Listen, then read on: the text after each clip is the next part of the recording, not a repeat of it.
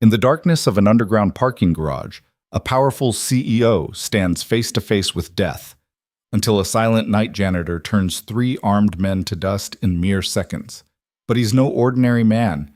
He's a ghost, an assassin, a single father desperately trying to forget his blood-soaked past. When his daughter becomes a target, the past no longer allows him to run. Follow this story to the end. Hit like and comment what city you're watching from so I can see how far my story has traveled. The fluorescent lights in the underground parking garage buzzed with a sick, irregular rhythm, casting pale shadows across rows of luxury sedans and SUVs. It was 11:43 at night, and the silence pressed down like a physical weight. Elena Voss's heels clicked sharp against the concrete as she walked toward her black Mercedes, her phone pressed to her ear. "I don't care what the board thinks, Marcus," she said, her voice clipped and cold. "If they want to challenge my decision, they can do it to my face at the meeting tomorrow. Not through back-channel gossip." She ended the call without waiting for a response and dropped the phone into her leather bag. Her reflection caught in the tinted window of a nearby car. A woman in her late 30s, dark hair pulled back tight, tailored charcoal suit that cost more than most people's monthly rent. She looked every inch the CEO who'd built Voss Industries from her father's failing manufacturing company into a tech empire worth $3 billion. Elena reached her car and clicked the key fob. The locks popped with a soft chirp. That's when she heard the footsteps. Not the measured click of heels or dress shoes.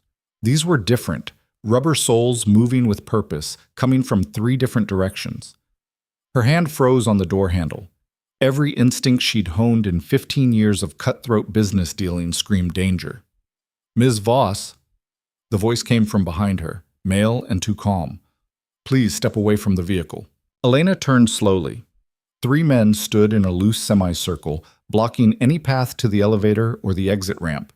They wore dark clothing, jeans, hoodies, nothing that screamed criminal except for the guns they held with the casual familiarity of people who'd used them before.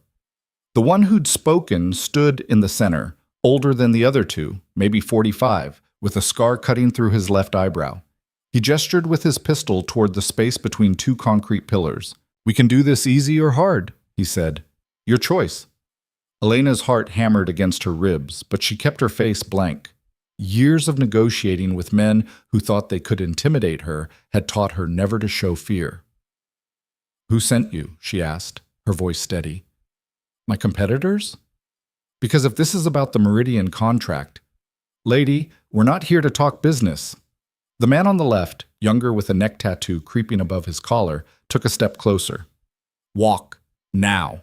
Elena's mind raced through options. She could scream, but who would hear her down here? Run?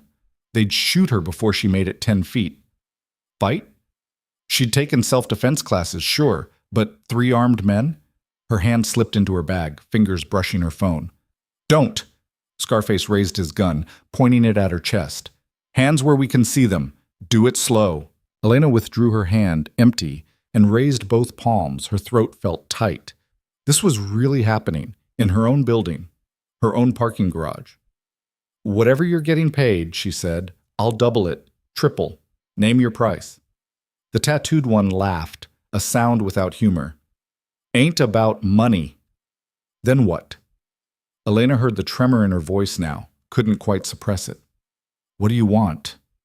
"For you to shut up and walk." Scarface moved forward. The third man, silent until now, circled around to cut off any angle she might use to bolt for her car. They were coordinating without words, professionals who'd done this before. Elena took a step back.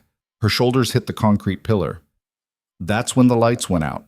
Not all of them, just the section where they stood, 4 fixtures dying in sequence with soft pops that echoed in the sudden darkness.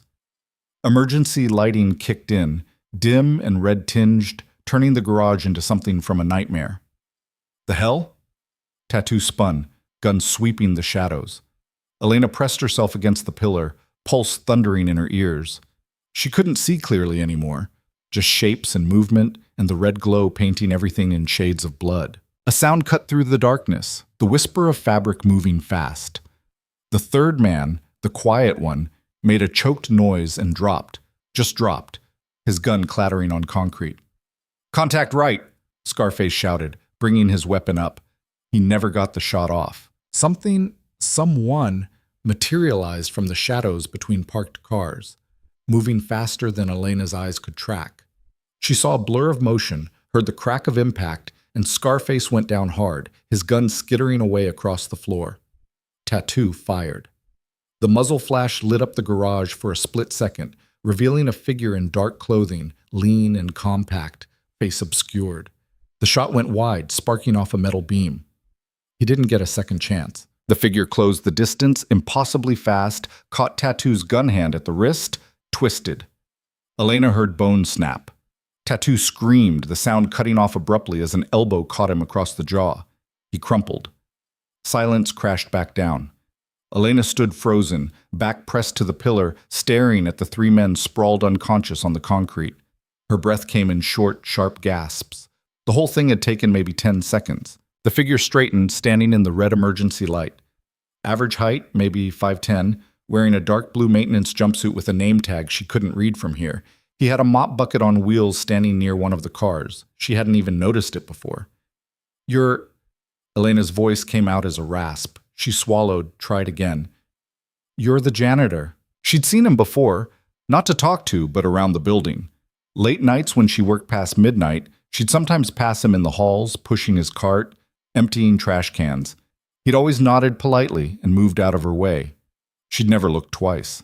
He bent and picked up the guns, moving with economical efficiency. Checked each one, ejected the magazines, cleared the chambers. Did something complicated with the slides that left all three weapons inoperable. Dropped the pieces into his mop bucket. "You should call security," he said. His voice was quiet, almost soft. "Police too." He started to turn away. "Wait." Elena pushed off from the pillar, legs unsteady. "Who are you?" The janitor, except he clearly wasn't just a janitor, paused. In the red light she caught a glimpse of his face. Ordinary features, the kind you'd forget 5 minutes after seeing them. Maybe 35, maybe 40. Dark hair starting to gray at the temples. Nothing remarkable, except his eyes. Even in the dim light, she saw something in them that made her breath catch. Something cold and distant and very, very old. "Nobody," he said. "Call security." He walked away, pushing his mop bucket, the wheels squeaking softly. Disappeared around a corner toward the service elevator. Elena stood there for 5 heartbeats, staring at the space where he'd been. Then her knees went weak, and she sat down hard on the concrete, back against her Mercedes, hands shaking so badly she could barely pull her phone from her bag. The police took 2 hours.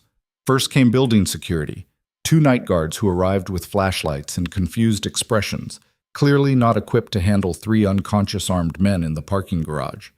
Then the cops, 4 uniforms and 2 detectives, one of whom kept giving Elena looks that said he couldn't decide if she was a victim or a suspect. "Run it through one more time," Detective Morrison said. He was 50-ish, with thinning hair and a coffee stain on his tie. "You say a janitor took down 3 armed assailants?"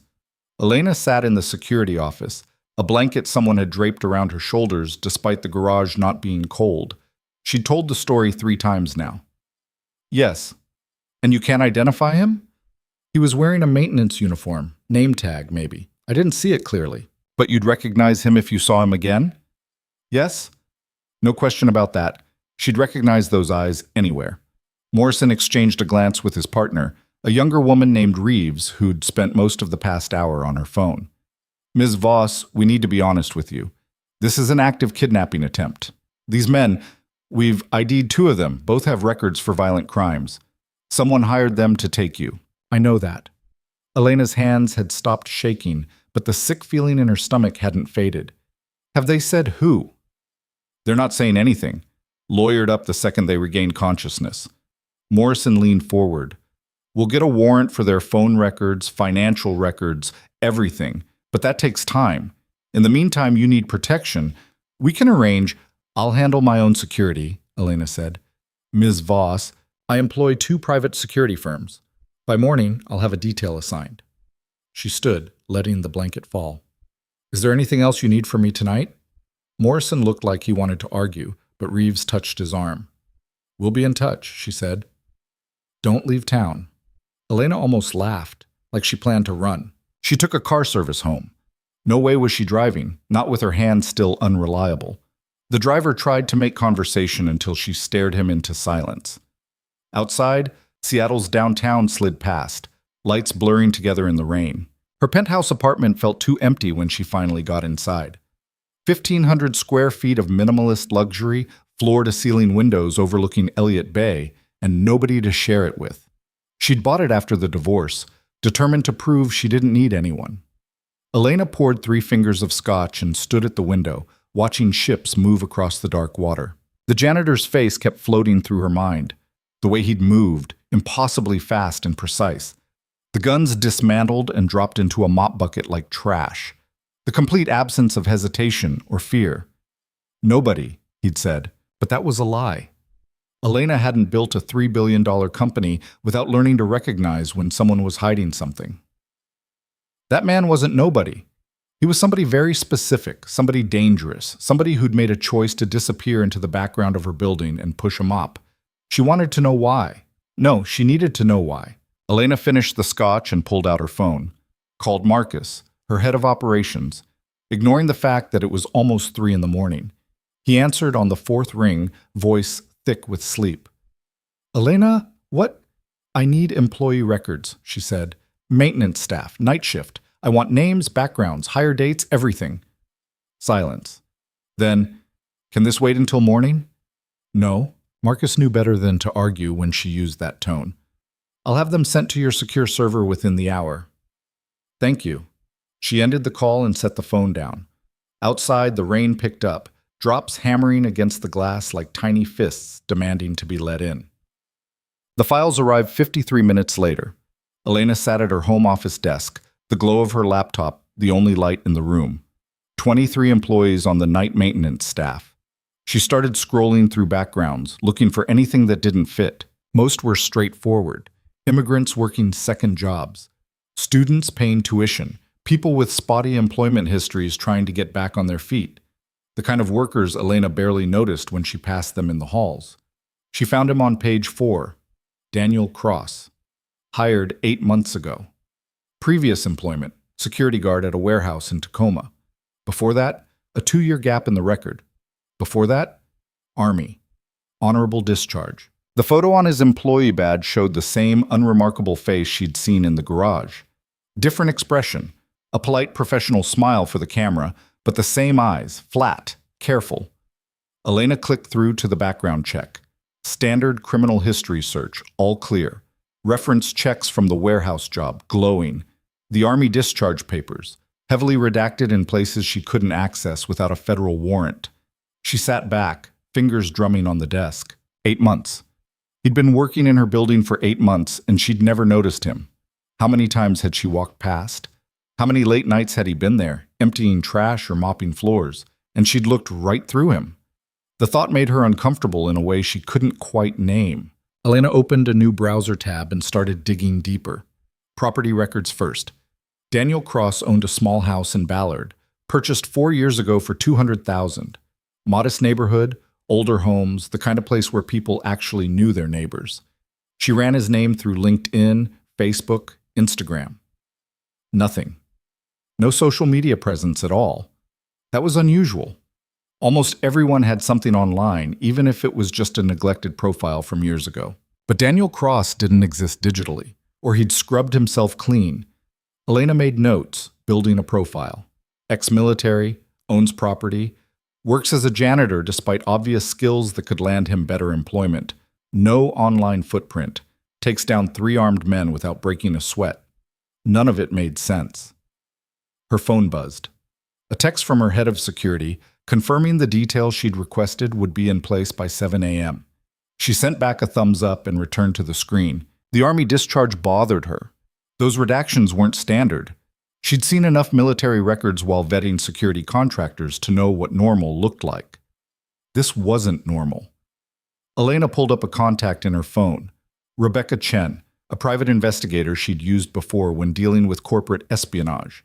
Expensive, but thorough. "I need a deep background on someone," Elena said when Rebecca answered. "Former military. I'm sending you what I have, but I need everything you can find, especially his service record." "How deep?" Rebecca asked. "However far you have to go." "That kind of search costs—" I don't care what it costs. Rebecca was quiet for a moment. You'll have something by tomorrow evening. Elena ended the call and looked back at Daniel Cross's employee photo. He stared at the camera with that polite, professional nothing of an expression. Who are you? She thought. Outside, dawn was starting to break, gray light filtering through the rain. Elena realized she'd been awake all night. She should sleep. She had meetings in 5 hours, a board presentation at 2, a conference call with Tokyo at 4. But she couldn't shake the feeling that she'd just stumbled onto something that would change everything. Daniel Cross sat in his daughter's bedroom, watching her sleep. Lily was 8, all dark curls and fierce determination, even in unconsciousness. She'd kicked off her blanket again, sprawled across the bed, like she was trying to take up as much space as possible. He pulled the blanket back over her, tucking it gently around her shoulders. His hands were steady now. They'd been steady in the garage too, muscle memory taking over before his brain had time to think about it. 4 years since he'd used those skills. 4 years of telling himself he was done with that life. And then tonight happened. Daniel stood and walked to the window, looking out at the quiet street. Their house was small but comfortable. 3 bedrooms, a backyard where Lily could play, good schools nearby. Everything he'd wanted for her after Sarah died. Sarah. Even now, thinking her name felt like touching a bruise that never quite healed. She'd been a nurse. They'd met in Germany, at a military hospital where he'd been recovering from injuries he couldn't talk about. She'd been funny and sharp and completely unimpressed by the tough guy act most operators put on. They'd gotten married 6 months later, managed to carve out something close to normal despite his deployments. Then Lily came along, and normal became essential. Daniel had tried to balance it. The missions that he couldn't refuse, the family he couldn't lose. For 3 years, he'd pulled it off. Then came the operation in Yemen that went wrong, the extraction that turned into a firefight, the week he'd spent thinking he might never see Sarah or Lily again. He'd made it home, barely. Spent 2 months in recovery, watching Lily grow through video calls, listening to Sarah's voice get tighter with stress every time they talked. When they finally let him out, he'd gone home and put in for discharge. His CO had tried to talk him out of it. "You're one of the best we have, Cross. We need you." Daniel had looked at Lily, 18 months old and not quite sure who he was anymore, and said, "No, you don't." The honorable discharge came through. He'd thought that was the end of it. Then Sarah got sick. It was fast. Pancreatic cancer, stage 4 by the time they found it. 6 months from diagnosis to funeral. Lily was 4 years old and couldn't understand why mommy wouldn't wake up. Daniel had understood that he'd wasted years chasing ghosts in foreign countries while his wife was home raising their daughter alone. Understood that all the skills he'd learned, all the training and missions and classified operations meant exactly nothing when it came to saving the person he loved most. After the funeral, he'd burned every bridge to his old life, changed his phone number, moved from Fort Lewis to Seattle, took a job as a security guard because it was simple and paid enough, then switched to maintenance work because it was even simpler and let him be invisible. For 4 years it had worked. He took care of Lily, went to parent-teacher conferences, learned to braid hair through YouTube videos, built a life that had nothing to do with who he used to be. And then tonight, 3 men with guns had cornered his boss in a parking garage, and his body had responded before his brain could tell it not to. Daniel closed his eyes, pressing his forehead against the cool glass. He'd been careful. Quick in, quick out, minimal exposure. The woman, Elena Voss, CEO, he'd seen her name on the building directory but never spoken to her, had been too shaken to get a good look at his face. The security cameras in that section had been out for a week, something about a power surge he'd reported himself. No evidence except 3 unconscious men who couldn't tell anyone what happened because they'd never seen it coming. He should be fine. Should be able to go back to work tomorrow night, push his mop, empty trash cans, stay invisible. Except he'd seen the way Elena Voss looked at him in those last seconds before he left, seen the wheels turning behind her eyes. She was smart.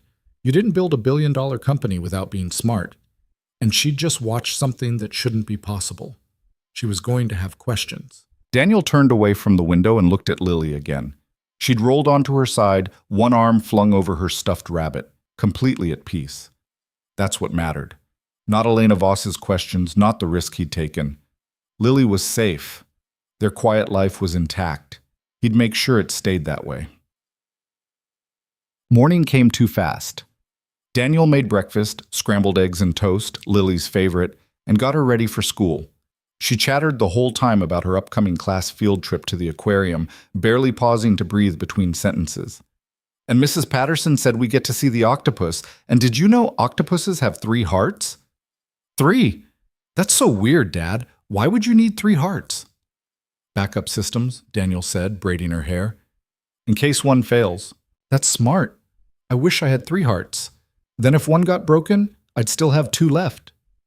Daniel's hands paused for just a second. Then he tied off the braid and turned her around. You okay, kiddo?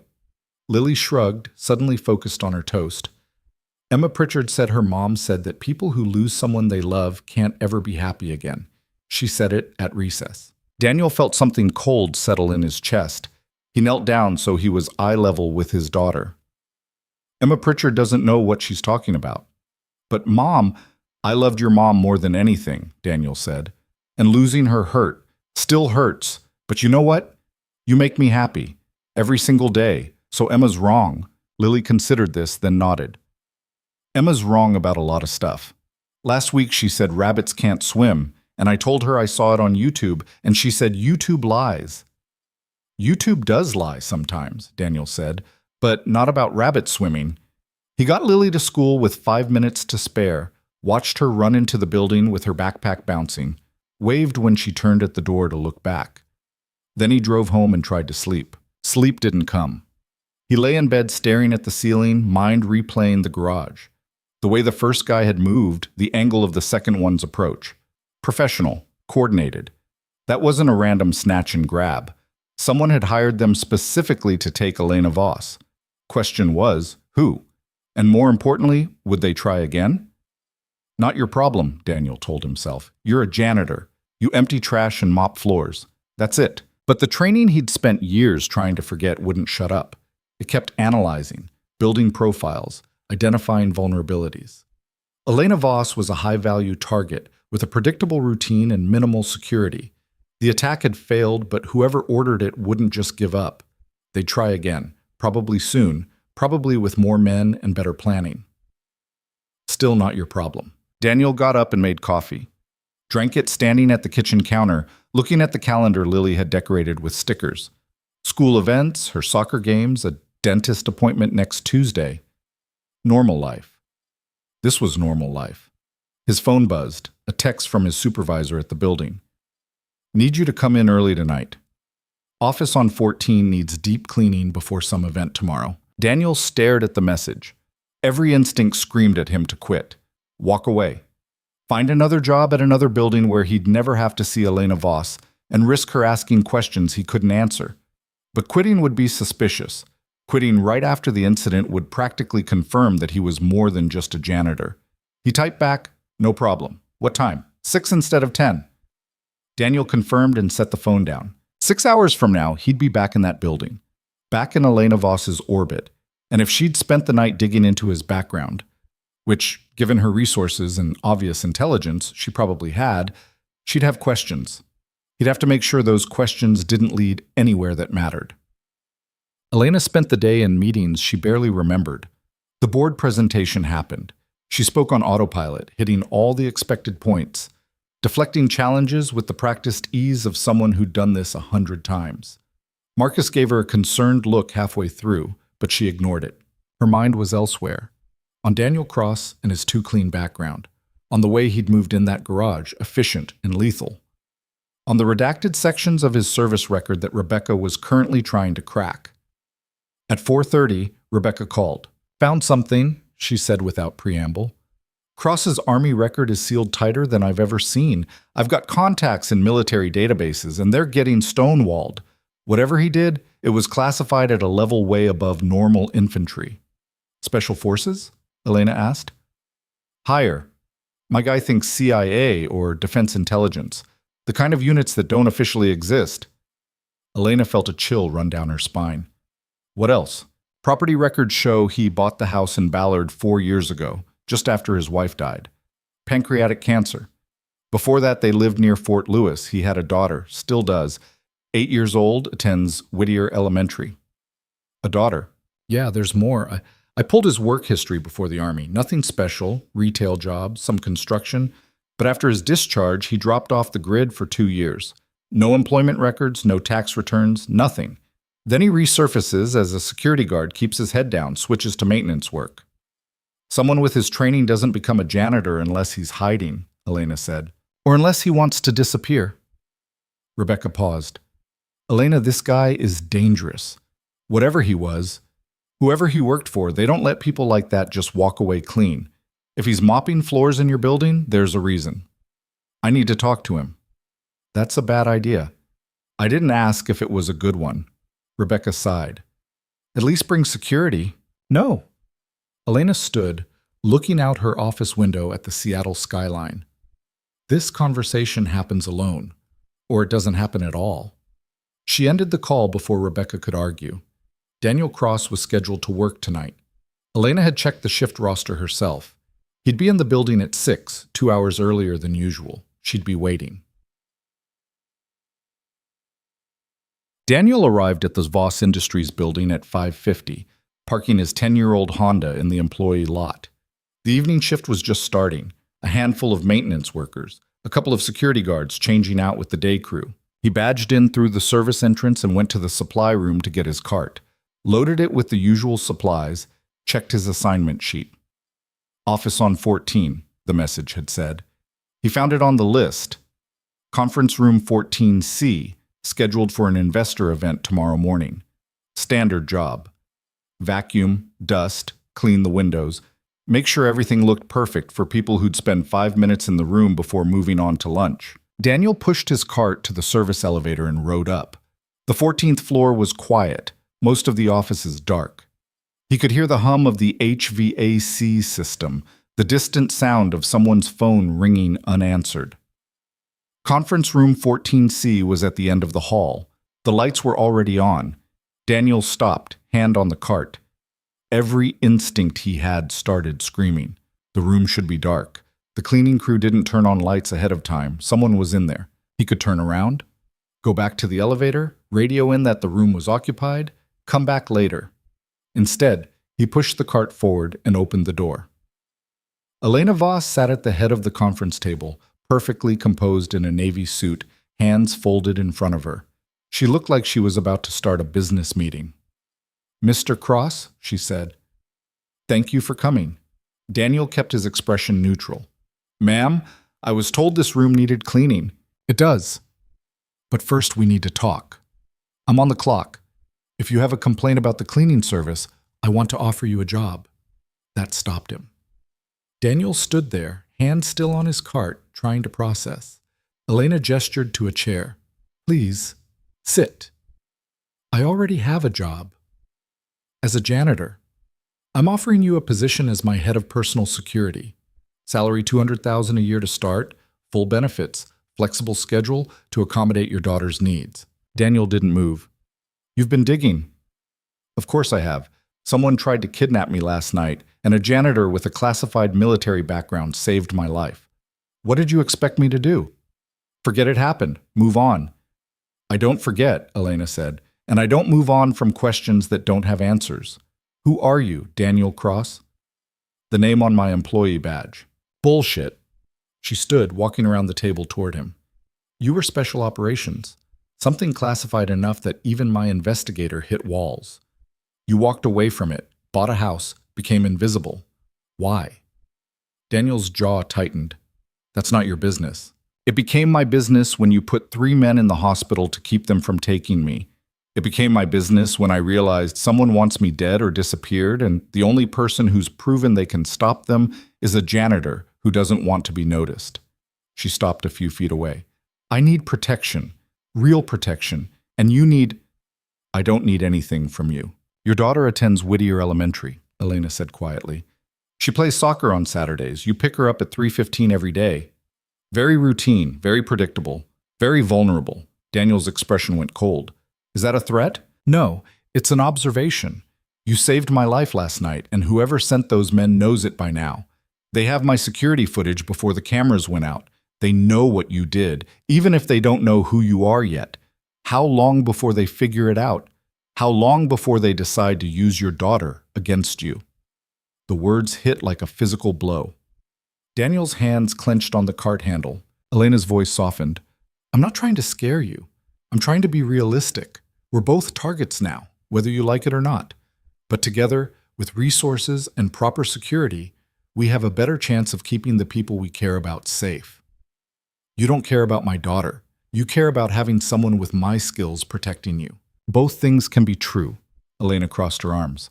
I'm offering you $200,000 a year to do what you clearly already know how to do. I'm offering flexibility so you can still be a father.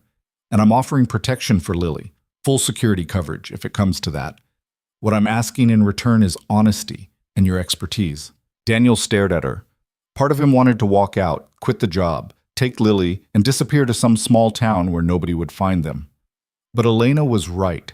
Whoever hired those men would dig until they identified him. And then Lily would be a target. At least with Elena's resources, he could see them coming. I'm not a bodyguard, he said finally. That's not who I am anymore. I'm not asking you to be who you were. I'm asking you to be someone who can keep us both alive. The fluorescent lights buzzed overhead. Daniel thought of Lily, asleep in her bed, trusting that he'd keep her safe. He'd failed Sarah. He wouldn't fail his daughter. I want security on Lily, he said. Discreet. Nothing that scares her or makes her feel different, but professional. Elena nodded. Done. And I want full disclosure. Who's after you? Why? Everything you know. My ex-husband. Elena's expression hardened. Richard Voss. We divorced 3 years ago. Ugly split. He got $50 million in the settlement and apparently decided it wasn't enough. I think he's trying to take control of the company by removing me permanently. You have proof?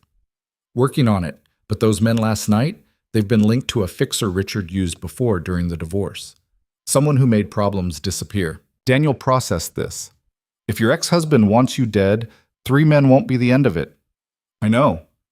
This job you're offering, you understand what it means? I won't just be scheduling security guards and checking IDs. If someone comes after you again, I'll put them down. Permanently, if I have to. Elena met his eyes. I understand. And you're okay with that? I'm okay with staying alive. Daniel was quiet for a long moment. Then he stepped away from his cart. $250,000, and I need Wednesdays off for Lily's soccer games. Done. And if I tell you to do something for your safety, you do it. No arguments, no board meetings that can't wait, no stops at the office on the way to a safe house. Elena's lips twitched. That's going to be difficult. That's the job. She extended her hand. Deal. Daniel looked at her hand. This was the line. Cross it, and he was back in the world he'd tried to leave. Back to violence and threat assessment and sleeping with one eye open. But Lily would be safe. That was what mattered. He shook Elena's hand. When do I start? He asked. Now, Elena said, because I just got a text from my head of security. Someone broke into my apartment an hour ago. Daniel's phone was already out before Elena finished speaking. He dialed a number from memory, one he hadn't called in 4 years. Cross? The voice on the other end sounded surprised. That you? Tommy, I need eyes on 2147 Ballard Avenue. My daughter's inside with a babysitter. Someone just hit my employer's apartment and I need to know if they're moving on secondary targets. Jesus, give me 2 minutes. Daniel ended the call and turned to Elena. Where's your apartment? Harbor Steps, penthouse level. Security there? Building security. They're the ones who called it in. Not good enough. Daniel was already moving, pushing his cart against the wall. We're leaving, now. Elena grabbed her bag from the conference table. My head of security is already on site with, I don't care who's on site. We're not going there. Daniel led her toward the service elevator, scanning hallways as they moved. If someone broke into your place, they either wanted something or they wanted to make a point. Either way, showing up there makes you a target. I have files in that apartment. Important.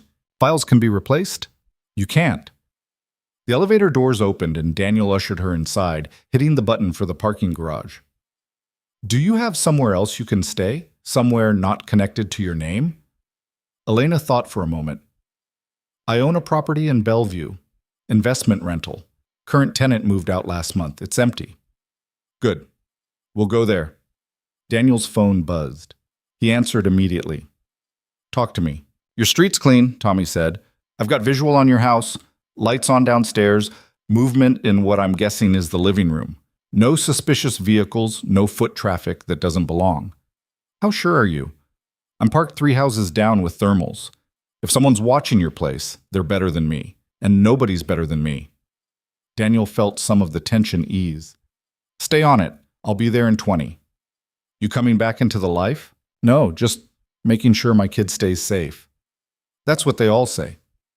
Tommy hung up. The elevator reached the garage. Daniel stepped out first, scanning the space.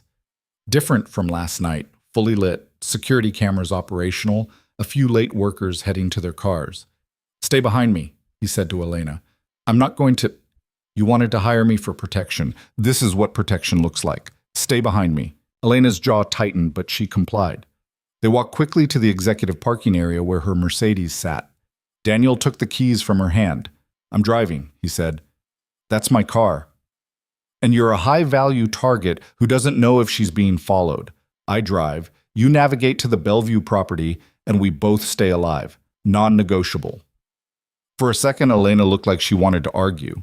Then she handed him the keys and walked around to the passenger side. Daniel started the engine and pulled out of the garage, checking mirrors constantly. Seattle traffic was typical for early evening, packed but moving. He took a deliberately indirect route, watching for tails. Tell me about your ex-husband, he said. Everything. Elena stared out the window. Richard and I met in business school, Harvard. He was charming, ambitious, came from money. We got married young, built the company together. Or I thought we built it together. What changed? I realized I was doing all the actual work while he took credit and spent money we hadn't made yet. When I confronted him, he said I was being ungrateful, that his family connections were worth more than my labor. Her voice went flat. I filed for divorce. He fought it for 18 months trying to claim he deserved half of everything. The courts gave him $50 million. He thought he deserved $500. Enough to hire people to make you disappear? Richard never accepted that I won. In his mind, I stole his life, his company, his status. He's been trying to undermine me for 3 years, spreading rumors, poaching employees, filing frivolous lawsuits. But he's losing money faster than he can hide it. His investors are pulling out. He's desperate. Daniel took a right turn, watching a sedan 4 cars back. It had been there since they left the garage. And desperate men do desperate things. You think he's behind the kidnapping attempt? I think someone is, and he's the obvious candidate. But we won't know for sure until we have proof. The sedan took the same turn. Daniel memorized the license plate. When we get to Bellevue, you're going to give me a list of everyone who might want you dead or gone. Business rivals, former employees, anyone with a grudge. We're going to work through them systematically. That's a long list. Then we'd better start now. They drove in silence for a few minutes. Daniel kept tracking the sedan, waiting to see if it would commit. 2 more turns and it peeled off toward the freeway. Not a tail. Just coincidence. Elena pulled out her phone. I need to call my attorney. If Richard's making a move, no calls. Daniel's voice was sharp. Not until we sweep your phone for malware. If someone broke into your apartment, they might have cloned your devices, installed tracking software, anything. We assume everything's compromised until we know otherwise. I can't just go dark. I have a company to run. You can run it from a secure location with secure devices. What you can't do is broadcast your location to whoever wants you dead. He glanced at her. This is what I meant about following instructions. Your instinct is to stay connected, stay in control. My job is to keep you alive. Those things don't always align. Elena set the phone down slowly. I don't like this. I'm not asking you to like it. You know you're being incredibly high-handed for someone who was mopping floors 6 hours ago. 6 hours ago, you were a billionaire CEO who almost got kidnapped in her own parking garage. Things change. Daniel's tone softened slightly. I know this is hard. You're used to being in charge, making decisions, controlling your environment, but right now you're in danger, and controlling the situation means trusting someone who knows what they're doing. That's me. Elena looked at him for a long moment. The way you moved last night? That wasn't just military training. That was something else. It was a long time ago. Not that long. You're what, 37? 38? You've been out for 4 years, which means you were operational until… Elena. Daniel's voice went cold. My past is not up for discussion. You hired me to protect you. That's what I'm doing. The rest doesn't matter. It matters if… No, it doesn't. He pulled onto the 520 bridge heading toward Bellevue. What matters is keeping you alive, figuring out who's after you, and making sure my daughter doesn't become collateral damage. Everything else is noise. Elena went quiet. Daniel could feel her frustration radiating like heat, but she didn't push. Smart. She was learning. His phone buzzed again. Tommy. Still clean, Tommy said. Your babysitter just turned on a movie. Looks like Finding Nemo from here. Lily loves that one. Daniel felt something ease in his chest. Thanks, Tommy. I owe you. Yeah, you do. And Cross? Whatever you're into, be careful. You got a kid. Don't forget that. Never. Daniel ended the call and took the exit toward downtown Bellevue. Your rental property. What's the address? Elena gave him directions to a condo building near the waterfront. Upscale but not flashy, the kind of place where residents minded their own business, and security was decent without being obvious. Daniel parked in the underground garage and did another sweep before letting Elena out of the car. The building lobby was quiet, just a front desk attendant who barely looked up from his phone. 6th floor, Elena said, leading him to the elevator. The condo was furnished but sterile. Rental furniture, blank walls, nothing personal. Daniel did a quick walkthrough, checking windows, exits, sightlines from neighboring buildings. It'll work for tonight, he said, but we'll need somewhere more secure long-term. Elena dropped her bag on the couch. How long is long-term? Depends. Could be a few days, could be a few weeks, until we identify the threat and neutralize it. Neutralize? Elena's voice was sharp. You mean kill. I mean remove the threat by whatever means necessary. Sometimes that's legal prosecution. Sometimes it's other options. Other options? She turned to face him. You're talking about murder. Daniel met her eyes. I'm talking about survival. Your ex-husband, or whoever's behind this, sent armed men to kidnap you. They broke into your home. They're not playing by rules, which means we can't either. If it comes down to them or you, I'm choosing you. That's the job. I didn't hire you to become an assassin. You hired me to keep you alive. How I do that is my decision. Daniel pulled out his phone. Now, I need you to write down everyone who might want to hurt you. Then I'm going to make some calls and set up proper security. You're going to stay here, stay quiet, and not contact anyone until I say it's safe. Clear? Elena's hands clenched into fists. You can't just order me around like… Yes, I can. That's what you're paying me for. Daniel's voice didn't rise, but something in his tone made Elena stop mid-sentence. I understand this is hard. You're used to being in charge, but right now someone wants you dead, and the only thing standing between you and them is me. So you can fight me every step of the way and make both our lives harder, or you can trust that I know what I'm doing and let me do my job. Your choice. Elena stared at him. For a moment, Daniel thought she might fire him on the spot, security threat or not. Then she grabbed a notepad from the kitchen counter and sat down at the dining table. Fine, she said, voice tight. But when this is over, we're going to have a serious conversation about boundaries. Looking forward to it. Daniel left her to write and stepped out onto the balcony, pulling up contacts on his phone. The first call went to a number in Virginia. Mackenzie. The voice was gruff, annoyed at being called after hours. Mac, it's Cross. Silence. Then, well, I'll be damned. Heard you dropped off the map. I did. Now I need a favor. I'm retired, Cross, just like you. This isn't operational. I need background on someone. Richard Voss, Seattle-based, Harvard MBA, family money, recently divorced. What's your interest? He's making moves against his ex-wife, and I need to know if he's stupid enough to hire contract killers. Mac was quiet for a moment. You working security now? Something like that. Hell of a career change. Keys clicking in the background. Give me until morning. If this guy's connected to anything wet, I'll find it. Appreciated. Cross? Whatever you're into, remember you've got a little girl. Don't do anything that keeps you from getting home to her.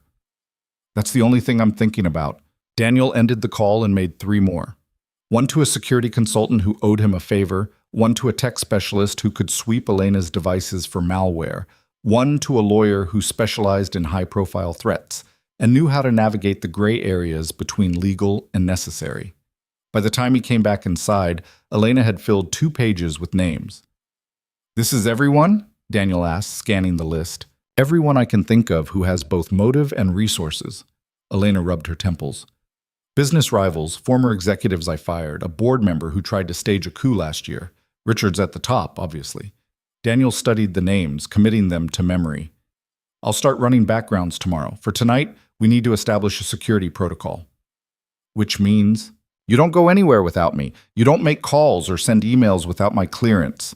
You don't contact anyone from your old life until we've verified they're not compromised.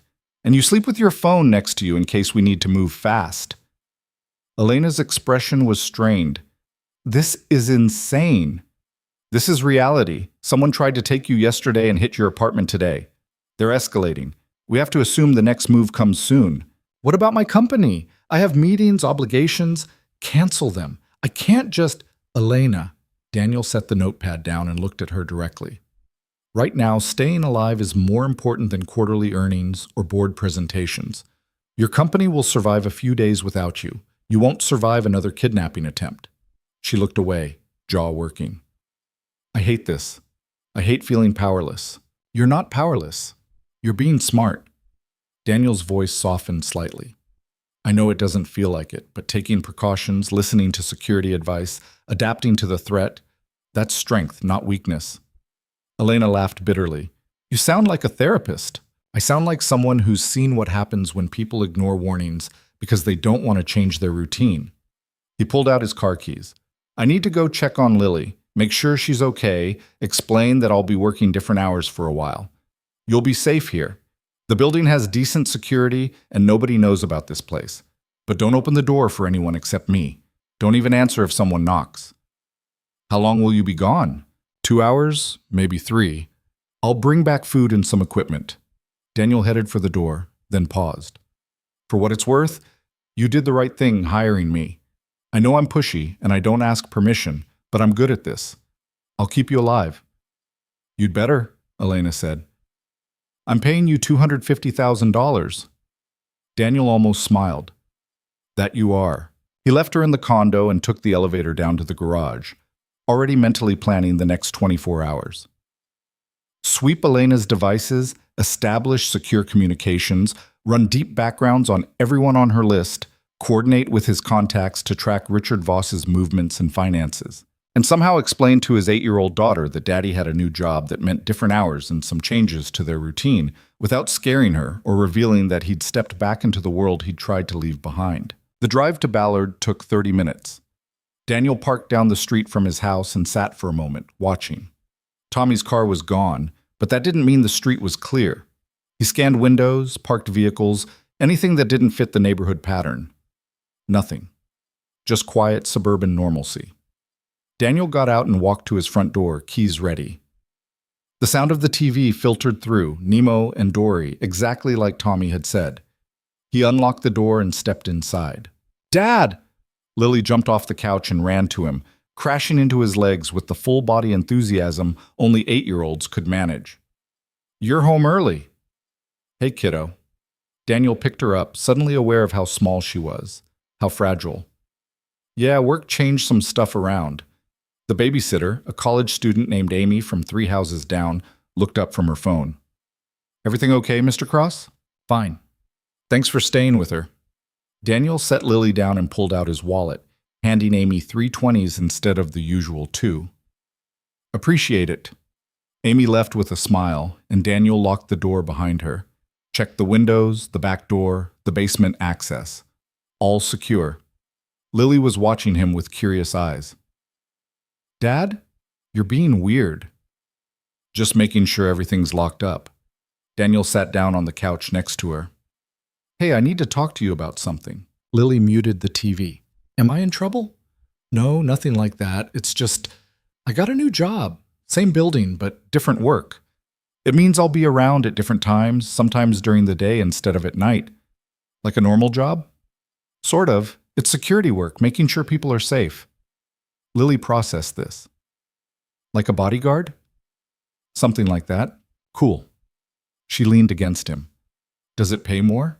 Because Emma Pritchard said her dad got a new job that pays more, and now they're going to Disneyland. Daniel felt something crack inside his chest. Yeah, it pays more. Maybe we can talk about Disneyland. Really? Lily's face lit up. Can we go this summer, please? We'll see. Let's get through the next few weeks first. Daniel pulled her close. But I promise, if you want to go to Disneyland, we'll make it happen. Lily hugged him tight. You're the best, Dad. Daniel closed his eyes, breathing in the smell of her shampoo, something fruity that she'd picked out herself at the store. This was what mattered. This moment, this kid, this life he'd built from the wreckage of everything he'd lost, and he'd do whatever it took to protect it. His phone buzzed, a text from Tommy. Package delivered to your porch. Don't open it inside. Daniel frowned. He hadn't ordered anything. Stay here, he told Lily. Keep watching your movie. I'll be right back. He went to the front door and looked through the peephole. A small box sat on the porch, plain brown cardboard, no shipping label. Every alarm in Daniel's head started screaming. He pulled Lily off the couch. We're going for a drive. But the movie's not now, Lily. Something in his voice made her stop arguing. She grabbed her shoes and jacket while Daniel did a quick sweep of the house, looking for anything else out of place. Nothing obvious, but that package wasn't random.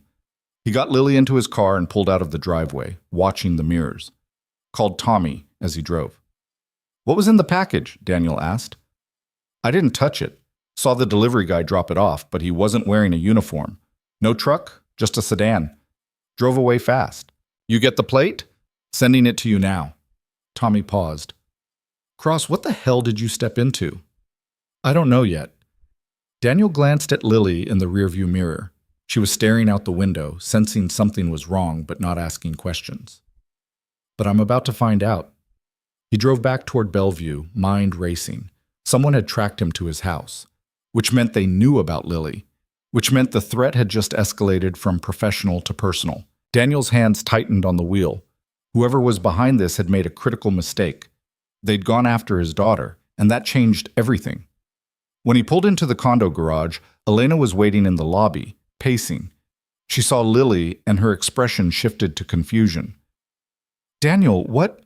Someone left a package at my house, Daniel said quietly. Unmarked delivery. I'm not taking chances. Elena's eyes widened. She looked at Lily, then back at Daniel. Understanding dawned. Oh, this is Lily, Daniel said.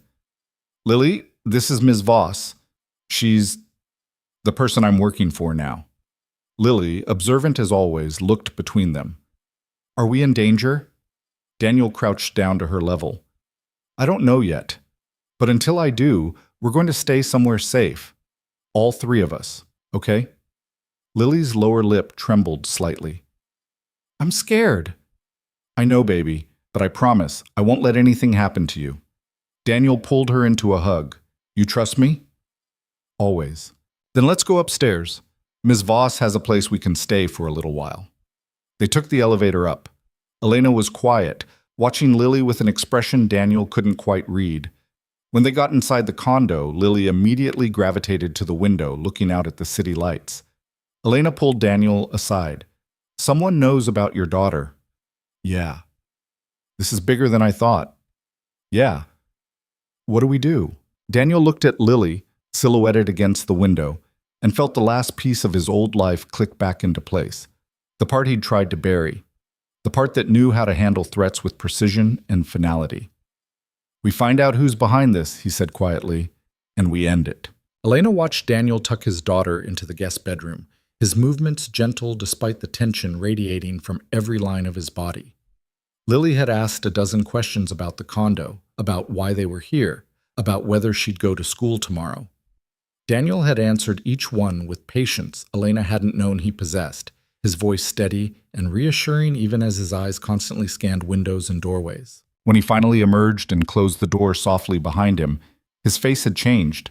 The careful control was still there, but underneath it, Elena saw something cold and focused that made her take an involuntary step back. We need to talk, Daniel said, moving past her into the kitchen. He pulled out his phone and started making calls, rapid fire and efficient. Tommy, I need you to go back to my house. Full sweep. I want to know if anyone's been inside, if there are cameras, bugs, anything. Then I need you to retrieve that package and get it somewhere it can be opened safely. He listened for a moment, then cut in. I don't care about the risk. Use the protocols. Full containment. Another pause. Yeah, I'm sure. Call me when you have something. Daniel hung up and immediately dialed another number. Mac, it's me again. I need the timeline moved up. Whatever you can find on Richard Voss, I need it in the next 6 hours, not tomorrow morning. His jaw tightened. Because they just escalated. They know about my daughter. Elena poured herself a glass of water with shaking hands. This was real. Not some abstract threat she could delegate to security teams and lawyers. Real people were targeting her, and now they were targeting a child. Daniel ended his second call and turned to face her. Start talking. Everything you know about Richard. Not the public record stuff. The personal details. His habits. His contacts. Where he goes when he's stressed. Who he trusts. I haven't spoken to him in 2 years. But you were married to him for how long? 8 years. Then you know him. You know how he thinks. How he operates when he's cornered. Daniel leaned against the counter, arms crossed. Right now, we're flying blind. Someone's making moves against you, and maybe it's Richard, maybe it's someone else. But that package at my house? That was a message. They're saying they can reach anyone connected to you, which means we need to figure out who they are and stop them before they make good on that threat. Elena set down the glass. Her mind was racing, sorting through memories she'd tried to forget. Richard doesn't get his hands dirty. He never did. When we were married and someone became a problem, a competitor, a business partner he wanted gone, he'd make a few phone calls and the problem would solve itself. I never asked how. I didn't want to know. But you suspected. Of course I suspected. You don't make problems disappear without breaking laws. She wrapped her arms around herself. There was a man, Victor Hale. He was Richard's college roommate, his best man at our wedding. They stayed close even after we moved to Seattle. Victor would visit, they'd go out for drinks, talk business. But it was never normal business talk. Daniel straightened. What do you mean? The few times I overheard them, they were discussing people like assets or liabilities. Very cold, very transactional. And Richard would always dismiss me when I walked in, say it was confidential. Elena met Daniel's eyes. After the divorce, Victor disappeared. No social media, no contact information I could find. It was like he went underground. Or into a line of work that requires staying off the grid. Daniel pulled out his phone and typed notes. Victor Hale. Spell it. Elena did, watching him work. You think he's involved? I think a college roommate who makes people disappear and then vanishes himself is worth investigating. Daniel sent a text, presumably to one of his contacts. What else? Any other names from Richard's circle that stood out? There was a woman, Marianne Chen. She handled Richard's legal work during the divorce, but not through a normal firm. Private practice? Very discreet. She'd show up at mediation sessions with files that my lawyers said shouldn't exist. Sealed records, private communications, things that required illegal access to obtain. Richard used her to dig up dirt on you, and on my board members, my investors, anyone he thought might be useful leverage. Elena's hands clenched. I tried to report her to the state bar, but nothing came of it. Insufficient evidence. Daniel added another note. Anyone else? Elena thought hard, sifting through 3 years of bitter memories. Richard's father died 6 months before we divorced. Left everything to Richard, about $200 million in liquid assets, real estate, investments, but Richard burned through most of it within a year. Bad investments, gambling, trying to start companies that failed. The $50 million he got from me was supposed to be his fresh start, but he kept losing money. I heard through the grapevine that he owes people, not banks, people, the kind who don't accept late payments. Daniel's expression darkened. You're saying your ex-husband might be in debt to organized crime. I'm saying it's possible. Richard always lived beyond his means. Even when we were married, he'd take out loans we couldn't afford, make deals that put us at risk. I spent years cleaning up his messes. Elena's voice went bitter. I thought divorcing him would finally free me from that. Turns out I was wrong. If he owes serious money to serious people, and he can't pay, They might have offered him an alternative arrangement. Take out his ex-wife, get control of her company, liquidate assets to settle his debts. That's insane. Richard's a lot of things, but he's not a killer. He doesn't have to be, he just has to make a phone call. Daniel's phone buzzed. He checked it, frowned. Mac found something. Richard's been in contact with someone flagged by federal databases. No name, just a phone number traced to encrypted servers. Same number was linked to 3 unsolved disappearances over the past 5 years. Elena felt her stomach drop. Oh my God. We don't know for sure it's connected, Daniel said, but his tone suggested otherwise. Could be coincidence. You don't believe that? No, I don't. He pocketed his phone. Here's what's going to happen. Tomorrow morning, my tech guy is going to sweep all your devices and set up secure communications. Then we're going to systematically work through everyone on your list. Backgrounds, financials, connections. We're also going to put surveillance on Richard, see who he's meeting with, where he goes, what he does. That's illegal. So is kidnapping. So is breaking into your apartment. So is threatening a child. Daniel's voice was flat. We can play by the rules and wait for them to make another move, or we can get ahead of this. Your choice. Elena wanted to argue, wanted to say they should go to the police, let the authorities handle it, do things the legal way. But she'd built an empire by making hard choices, and she knew when the legal way wouldn't be fast enough. Do it, she said. Daniel nodded and pulled out his phone again, already dialing. Elena walked to the guest bedroom door and opened it slightly. Lily was asleep, curled up under the blankets with her stuffed rabbit clutched to her chest. She looked impossibly small, impossibly vulnerable. This little girl had nothing to do with corporate grudges or bitter divorces or dangerous men making power plays. She was just a kid who wanted to go to Disneyland and watch Finding Nemo with her dad. And Elena's choices, her company, her success, her refusal to let Richard destroy her, had put Lily in danger. The guilt hit hard and unexpected. Elena closed the door quietly and leaned against the wall, eyes burning. This is my fault, she said when Daniel finished his call. He looked at her. No, it's the fault of whoever's trying to hurt you. But if I just paid Richard more in the settlement or found some way to what? Let him win? Let him take what you built? Daniel shook his head. That's not how this works. You didn't create this situation. Someone else chose violence. That's on them, not you. Your daughter is in danger because of me. My daughter is in danger because I intervened in that parking garage. I made that choice. Nobody forced me. Daniel's voice softened slightly. Look, I know guilt. I know what it feels like to think you're responsible for everything that goes wrong. But right now, guilt doesn't help. Action helps. So let's focus on that. Elena wiped her eyes, angry at herself for the tears. I'm not used to feeling powerless. You're not powerless. You're just in a situation where the normal rules don't apply. Daniel gestured to the couch. Sit down. We're going to go through everything one more time, and you're going to tell me every detail you can remember about Richard, Victor, Marianne, and anyone else who might be involved. No detail is too small. They spent the next 2 hours talking. Elena dredged up memories she'd tried to forget. Richard's mood swings, his paranoia about being undermined, the way he'd sometimes come home late, smelling like cigars and expensive whiskey, refusing to say where he'd been. Victor's visits, always late at night, always ending with Richard looking stressed and withdrawn.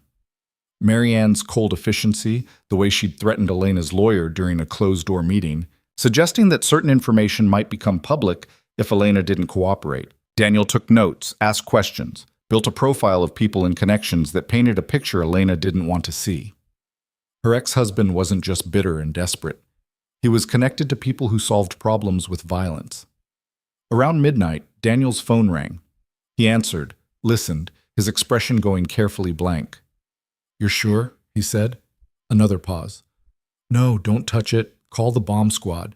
Yeah, I'm serious. He hung up and looked at Elena. The package at my house was a bomb. Small, remote detonated. Tommy found the trigger mechanism when he scanned it. Someone wanted the option to blow up my front porch. Elena's breath caught. They were going to kill Lily. Or send a message. Either way, it's attempted murder. Daniel's voice was ice. Tommy's calling the police, reporting it as a suspicious package. They'll handle the disposal, but this changes things. How? Because now they've crossed a line. Targeting you is business. Targeting my daughter is personal. And personal means I'm not holding back anymore. Daniel started pacing. We're done playing defense. Tomorrow we go on offense. What does that mean? It means I'm going to find Victor Hale and have a conversation with him. It means I'm going to use every contact I have to track down who's been calling Richard. It means we're going to follow the money, the connections, every thread until we know exactly who ordered those men to take you. He turned to face her. And when we find them, we're going to end this, permanently. Elena should have been scared by the cold certainty in his voice, should have objected to the implied violence. But all she felt was relief that someone was finally willing to do what needed to be done. What do you need from me? She asked. Access. Financial records, security footage from your building, anything that might show who's been watching you. And I need you to trust me, even when what I'm doing doesn't make sense or seems extreme.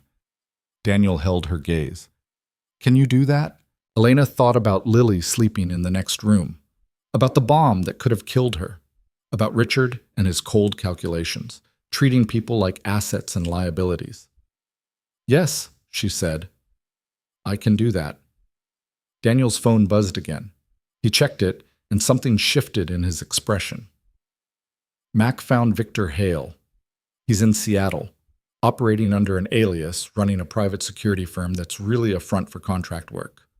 Contract work meaning if you need someone intimidated, disappeared, or dead, Victor's the guy you call. Daniel was already typing. I'm going to pay him a visit tomorrow. That's dangerous. Everything about this situation is dangerous. He looked up at her. But I'm good at dangerous. It's what I was trained for. Elena wanted to ask what exactly he'd been trained for, what missions he'd run, what operations he'd been part of that required the kind of skills he'd displayed. But his expression made it clear that conversation was still off limits.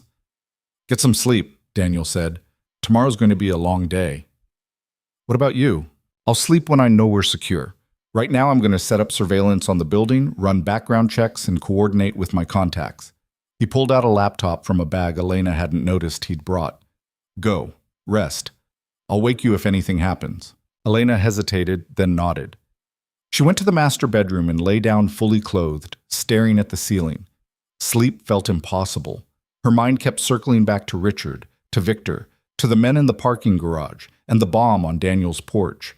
She'd built Voss Industries from nothing, fought off hostile takeovers and corporate raiders, navigated boardrooms full of men who thought she didn't belong. And she'd won every time. But this was different. This wasn't a fight she could win with lawyers and leverage. This was survival, raw and immediate. And for the first time in her life, Elena Voss didn't know if being smart and ruthless would be enough. Somewhere around 2 a.m, exhaustion finally pulled her under. She woke to sunlight streaming through unfamiliar windows and the smell of coffee. For a disoriented moment, Elena couldn't remember where she was. Then it all came rushing back. She got up and found Daniel in the kitchen, looking like he hadn't slept at all. Lily sat at the counter eating cereal, swinging her legs and talking about a dream she'd had where she could breathe underwater. Morning, Daniel said, handing Elena a cup of coffee. My tech guy's coming by in an hour. After that, I need to make some visits. Elena accepted the coffee gratefully. Alone? Yeah, this is the kind of conversation that works better one-on-one. Victor Hale doesn't know you. Why would he talk to you? Daniel's smile was cold. Because I'm going to give him a reason to. Before Elena could ask what that meant, his phone rang. Daniel checked the caller ID and his expression went tense. Tommy, what is it? Elena watched his face as he listened, saw the color drain away. When? Daniel asked, voice sharp. How many? A pause. Jesus. Okay, secure the scene. Don't let anyone in or out. I'm coming now. He hung up and looked at Elena. Someone hit my house. 3 men, armed. They didn't know Tommy was there doing the sweep. He took them down, but one got away. Oh my God. Is Tommy? He's fine. The 3 guys aren't. Daniel was already grabbing his keys. This was retaliation for last night. They're stepping up the pressure. What about Lily? She stays here. You both do. There's a security detail outside that I arranged through an old contact. 4 ex-military, all people I trust. Don't open the door for anyone else. Daniel knelt down next to Lily. Hey kiddo, I have to go take care of something. Ms. Voss is going to stay with you, okay? Lily's eyes were wide. Are you coming back? Of course I am. I always come back. He kissed her forehead. Be good. I'll be home soon. He stood and looked at Elena. Lock the door behind me. If anyone tries to get in who isn't me or one of the security team, you call 911 and get Lily into the bathroom. It's the most defensible room. Elena's throat felt tight. Be careful. Careful's not going to cut it anymore. Daniel headed for the door, then paused. If something happens to me, Tommy knows what to do. He'll get you and Lily somewhere safe, but it won't come to that. How can you be sure? Daniel's expression was hard. Because I'm not letting them win. He left, and Elena locked the door with shaking hands. She turned to find Lily watching her with solemn eyes. My dad's really good at his job, Lily said. He'll be okay? I know he will, Elena said, trying to sound confident. But as she heard Daniel's car pull out of the garage, she wondered if that was true. Wondered what exactly she'd pulled him into by offering him that job. Wondered if $250,000 was adequate payment for risking his life. The tech guy arrived at 9.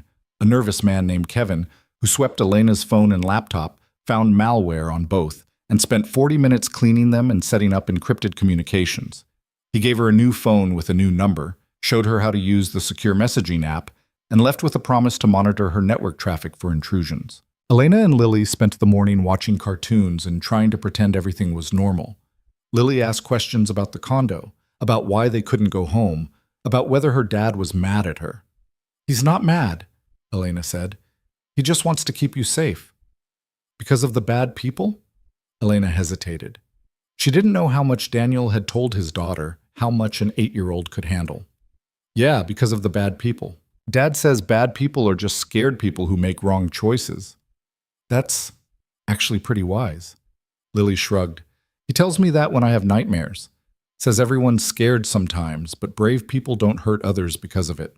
Elena looked at this kid, this smart, resilient kid who'd lost her mother and was now caught in a situation she didn't deserve, and felt something shift inside her. Lily wasn't just collateral damage or an unfortunate complication. She was a person. A whole complete person with thoughts and dreams and a father who'd walked away from violence to give her a normal life. And Elena had dragged them both back into danger. Your dad's right, Elena said. He's a good man. The best, Lily agreed.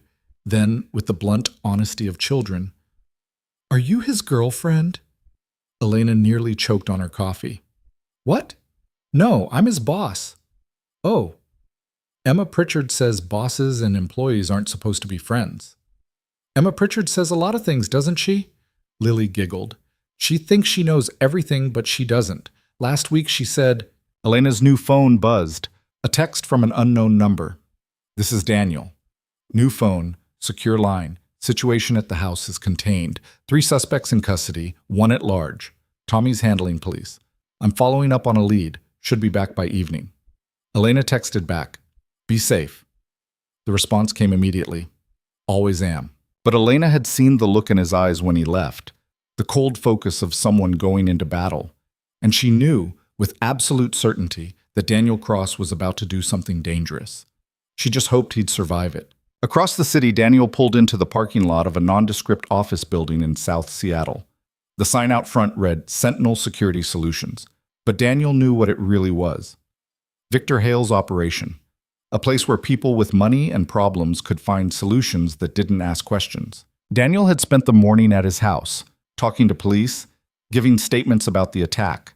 3 men in custody, all refusing to talk, all with records for violent crimes. The 4th had escaped out the back when Tommy engaged, but Tommy had gotten something useful. One of the men had a phone with recent calls to a number Daniel recognized, the same number Mac had flagged as Richard Voss's contact, which meant the chain of evidence was coming together. Richard to the mysterious contact to the hired muscle. All Daniel needed now was confirmation from Victor Hale that he was the link in the middle. He got out of his car and walked into the building. The lobby was clean and professional, a receptionist behind a desk who looked up with a practiced smile. Can I help you? I'm here to see Victor Hale. Tell him Daniel Cross wants to discuss a mutual friend. The receptionist's smile faltered slightly. Do you have an appointment? No, but he'll want to take this meeting. Daniel pulled out his phone and showed her a photo he'd prepared. a screenshot of the phone records linking Victor's company to the men who'd attacked his house. Tell him I have questions about his client list.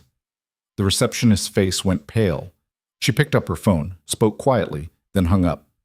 Third floor, office 3B.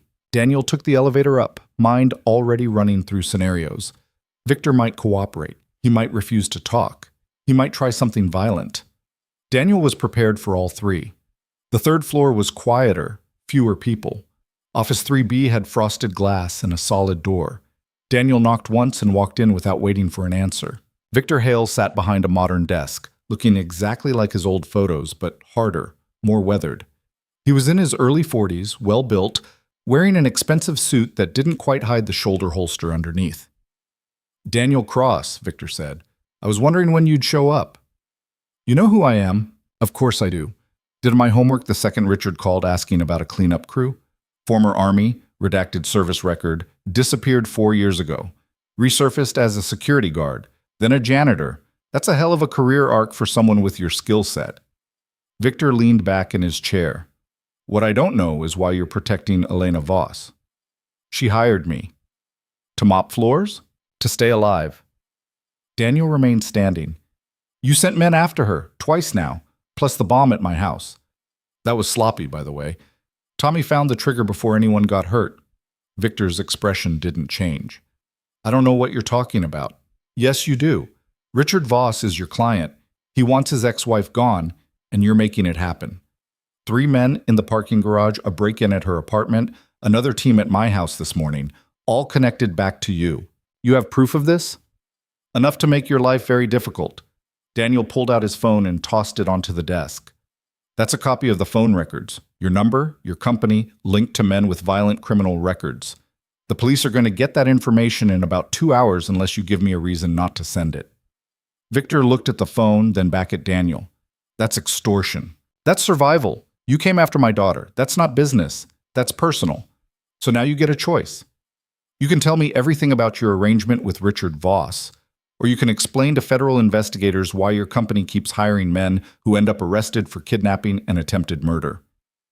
For a long moment, Victor said nothing. Then he smiled, and it was the coldest thing Daniel had seen in years.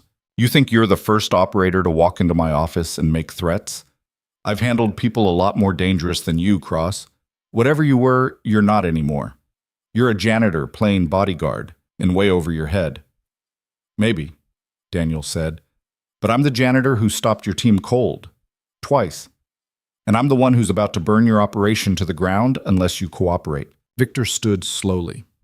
Here's what's going to happen. You're going to walk out of here, take Elena Voss, and disappear. Mexico, Canada, I don't care. Because if you don't, the next team I send won't be 3 thugs with guns. It'll be professionals. And your daughter won't have a father anymore. Daniel felt something cold and familiar settle into his bones. The part of him he'd tried to kill 4 years ago, the part that knew how to hurt people efficiently and without remorse. You just made a mistake, he said quietly. What mistake? Threatening my daughter again. Daniel moved, faster than Victor could react. He had Victor's gun out of the shoulder holster and the man pinned against the desk before Victor could even reach for it. Now you're going to tell me everything, every conversation with Richard, every plan, every person involved, and you're going to do it now. Victor struggled, but Daniel had 50 pounds of muscle and years of training on him. You're insane. You break my arm. I'll have you arrested for assault. No, you won't, because you're operating a criminal enterprise, and the last thing you want is police attention. Daniel pressed harder, putting pressure on nerves that made Victor gasp. Talk, or I start breaking things. Okay, Victor's voice was strained. Richard hired me 3 weeks ago. Said his ex-wife was destroying him, taking everything he'd built.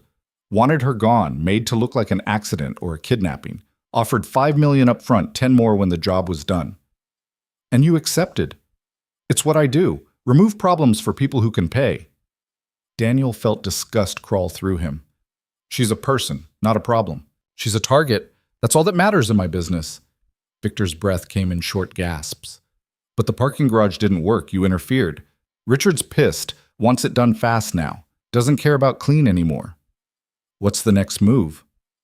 There is no next move, not from me. After this morning's failure, I told Richard I was out. Too much heat, too many complications. He can find someone else. Daniel didn't believe him. You're lying. I'm not. Check my phone. I called him 2 hours ago and said I was done. Victor's eyes were hard despite the pain. But here's the thing, Cross. Richard's desperate. He owes money to people who don't forgive debts. They're pushing him to liquidate assets, and Elena's company is the biggest asset he has access to. If I don't handle her, someone else will. Someone worse. Who does he owe? I don't know names, just that they're organized, well-funded, and very serious about collection. Richard made the mistake of gambling with their money, lost big, and now he's trying to dig his way out by any means necessary. Daniel processed this. If Victor was telling the truth, and the fear in his eyes suggested he was, then pulling out of the operation didn't end the threat. It just changed the players. You're going to do something for me, Daniel said. You're going to call Richard and tell him you've changed your mind. Tell him you'll finish the job, but it needs to be done your way, on your timeline. Buy me 48 hours. Why would I do that? Because if you don't, I send these phone records to the FBI, the Seattle PD, and every major media outlet in the city. Your business dies, and you spend the next decade in a federal prison. Daniel leaned closer. Or you cooperate, give me time to handle Richard myself, and walk away clean. Your choice. Victor's jaw worked. You're asking me to betray a client. I'm asking you to stay out of prison. There's a difference. After a long moment, Victor nodded.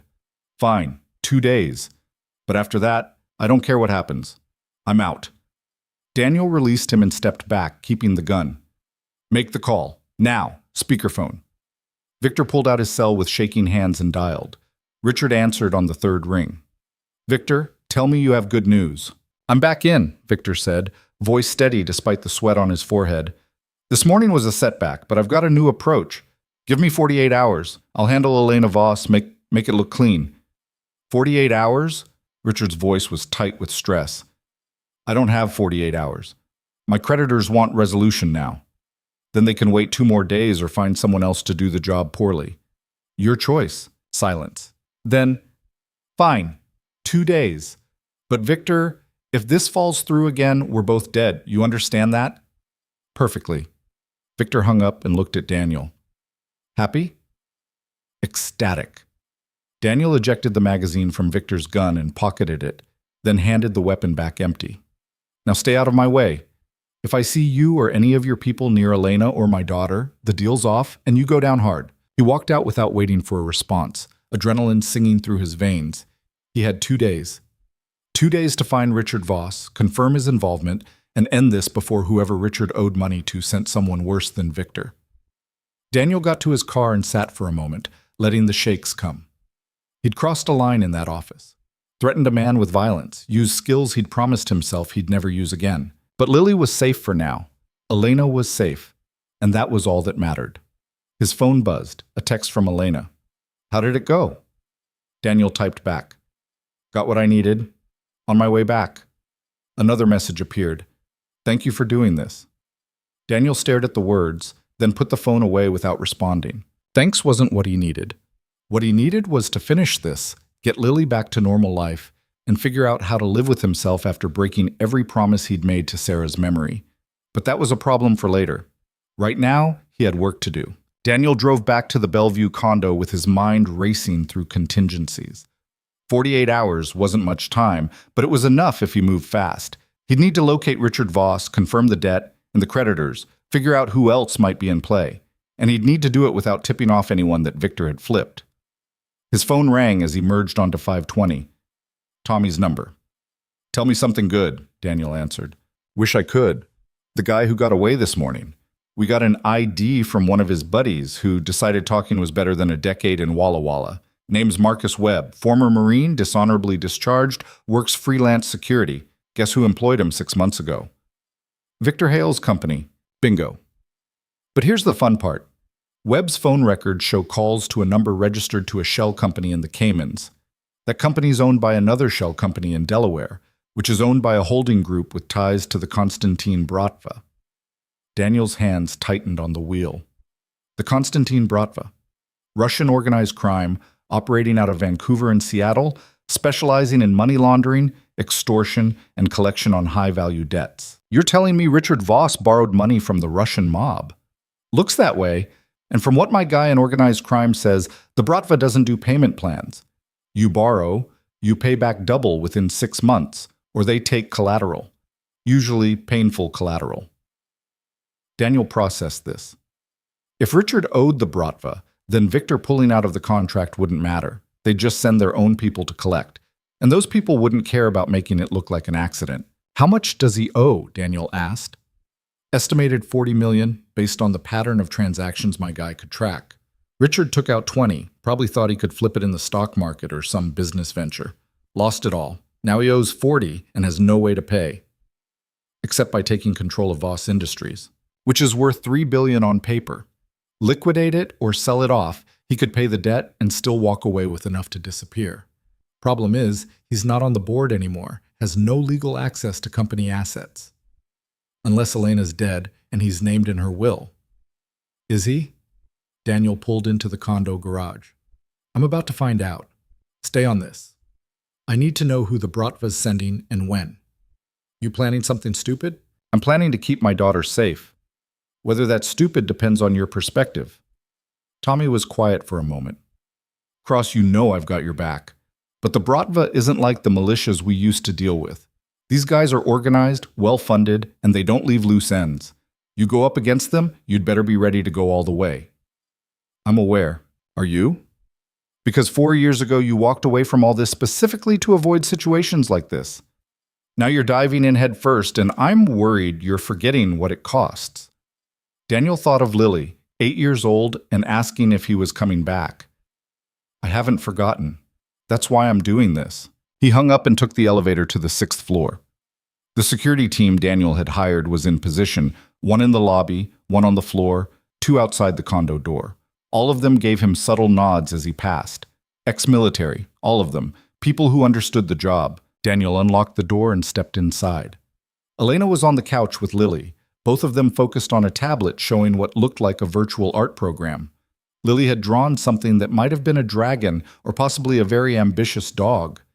Dad! Lily jumped up and ran to him. Look what Ms. Voss taught me. You can make the colors blend and everything. Daniel picked her up, suddenly aware of how tightly he was holding her. That's amazing, kiddo. Very cool. Elena stood, reading his expression. Lily, why don't you keep working on your picture? Your dad and I need to talk for a minute. Adult stuff? Adult stuff, Elena confirmed.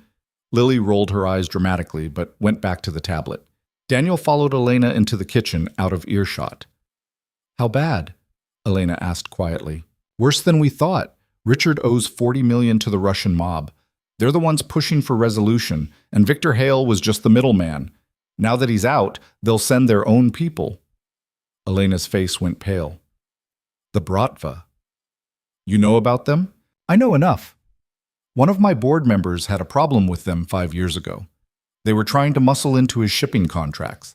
He refused, and they burned down one of his warehouses. Nearly killed 3 people. She wrapped her arms around herself. If they're involved, this isn't just about Richard anymore. No, it's about money, and they'll do whatever it takes to collect. Daniel kept his voice low. I need to know something. Your will. Is Richard named anywhere in it? Elena shook her head. I updated everything after the divorce. My estate goes to a trust that benefits various charities and educational foundations. Richard doesn't get a cent. Does he know that? I don't know.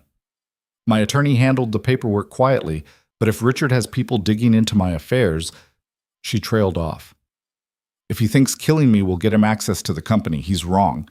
But proving that to him, or to the Bratva, might not stop them. It won't. At this point, they're committed. Either they collect the debt through Richard's scheme, or they make an example out of him. Either way, you're still a target. Elena leaned against the counter. So, what do we do? Daniel had been turning this over in his mind since leaving Victor's office. There were limited options, and none of them were clean. We need to cut off the source, he said. Find Richard, bring proof of his involvement to the authorities, let the FBI handle the Bratva connection. With Richard in custody and the plot exposed, the Bratva loses their angle.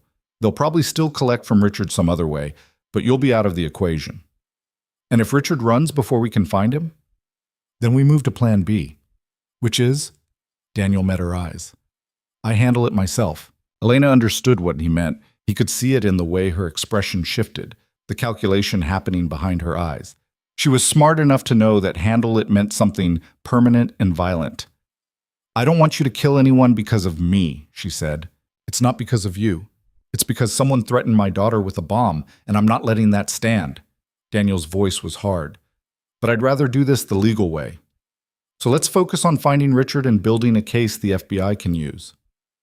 Elena nodded slowly. My attorney knows people in the federal prosecutor's office. If we can give them enough evidence, phone records, witness testimony, financial connections, they might move fast enough to make arrests. That's the plan. Which means I need access to everything you have on Richard. Old emails, financial records from the marriage, anything that shows a pattern of illegal behavior or connections to Victor. I kept copies of everything. I knew someday I might need proof of what he'd done. Elena pulled out her new secure phone. It's all in encrypted cloud storage. I can have it sent to your tech guy within the hour. Do it. And I need you to reach out to your attorney now. Explain the situation, get them to start making calls to the FBI. Tell them we have evidence of a murder-for-hire plot involving organized crime. That should get their attention. Elena started typing. What are you going to do? Find Richard. He's scared and desperate, which means he's making mistakes. I'm going to exploit those mistakes and figure out where he's hiding. He has a condo in Belltown. I can give you the address.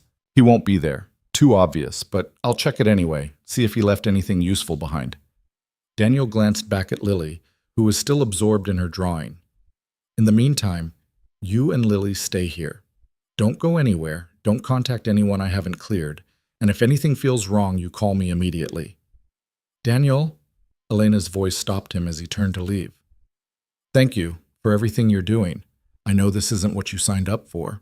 I signed up to keep you alive. This is what that takes. He paused. But you should know, once this is over, I'm going back to my regular life.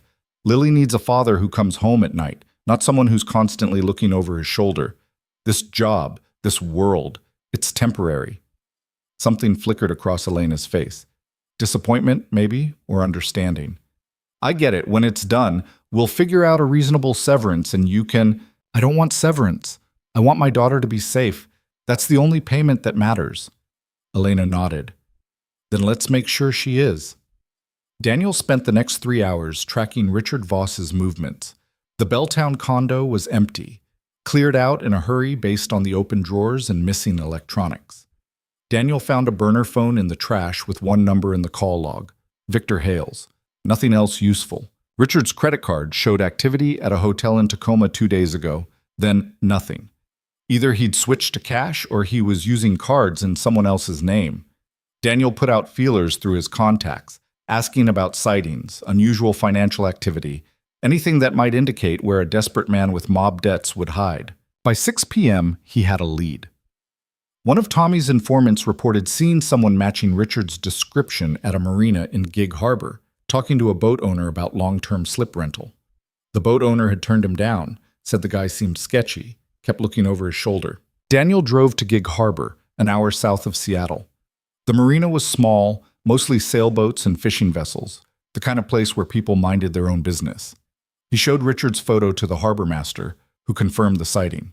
Yeah, he was here this afternoon, wanted to rent a boat, said he was planning a trip up to the San Juans, offered cash 3 months up front. I told him we don't do business that way, need references and a credit card on file. He got nervous and left. Did he say where he was staying? Nah, but he drove off in a silver BMW. Newer model, looked expensive. Daniel thanked him and called Tommy. Run a search for Richard Voss's known associates, anyone with a vacation property within 50 miles of Gig Harbor. He's trying to get to a boat, which means he's planning to run. Probably has a place lined up nearby. On it. While Tommy worked, Daniel sat in his car and watched the marina. The sun was setting, painting the water in shades of orange and red. Boats rocked gently in their slips. It looked peaceful. Daniel thought about what Tommy had said earlier. You're forgetting what it costs. He wasn't forgetting. He remembered exactly what this life cost. Late nights and early mornings, the constant vigilance, the weight of decisions that meant life or death, the way it ate at you, slowly, until you couldn't remember what normal felt like. He'd walked away from it after Sarah died because he couldn't be both the operator and the father Lily needed. Couldn't switch off the paranoia and hypervigilance long enough to read bedtime stories without checking windows and doors first. And now he was back in it, making those same calculations, planning violence with the same detached efficiency he'd once brought to operations in countries whose names were still classified. His phone rang. Tommy. Found something. Richard has a college buddy named James Kellerman, owns a cabin on Case Inlet about 20 minutes from Gig Harbor. Property records show it's been in the family for decades, isolated, accessible by boat. If I were hiding from the mob, that's where I'd go. Send me the address. Already did. Cross, you want backup on this? Daniel thought about it. Going alone was risky, but bringing Tommy meant pulling another person into a situation that was rapidly spiraling into something ugly. No, I'll handle it. Your funeral. But if I don't hear from you in 2 hours, I'm calling in the cavalry. Fair enough. Daniel drove to Case Inlet as night settled over the water. The cabin was set back from the road, accessed by a narrow gravel driveway that wound through thick trees. He parked a quarter-mile away and approached on foot, using the tree line for cover. The cabin had lights on. A silver BMW was parked out front, same make and model the harbor master had described. Daniel circled the property, noting exits and sight lines, then moved closer to a window. Inside, he could see Richard Voss pacing the living room, phone pressed to his ear. Even through the glass, Daniel could hear the stress in his voice. I don't care what Victor said, I need more time, Richard was saying. 2 days isn't enough to arrange the transfer, the documentation. He stopped, listening.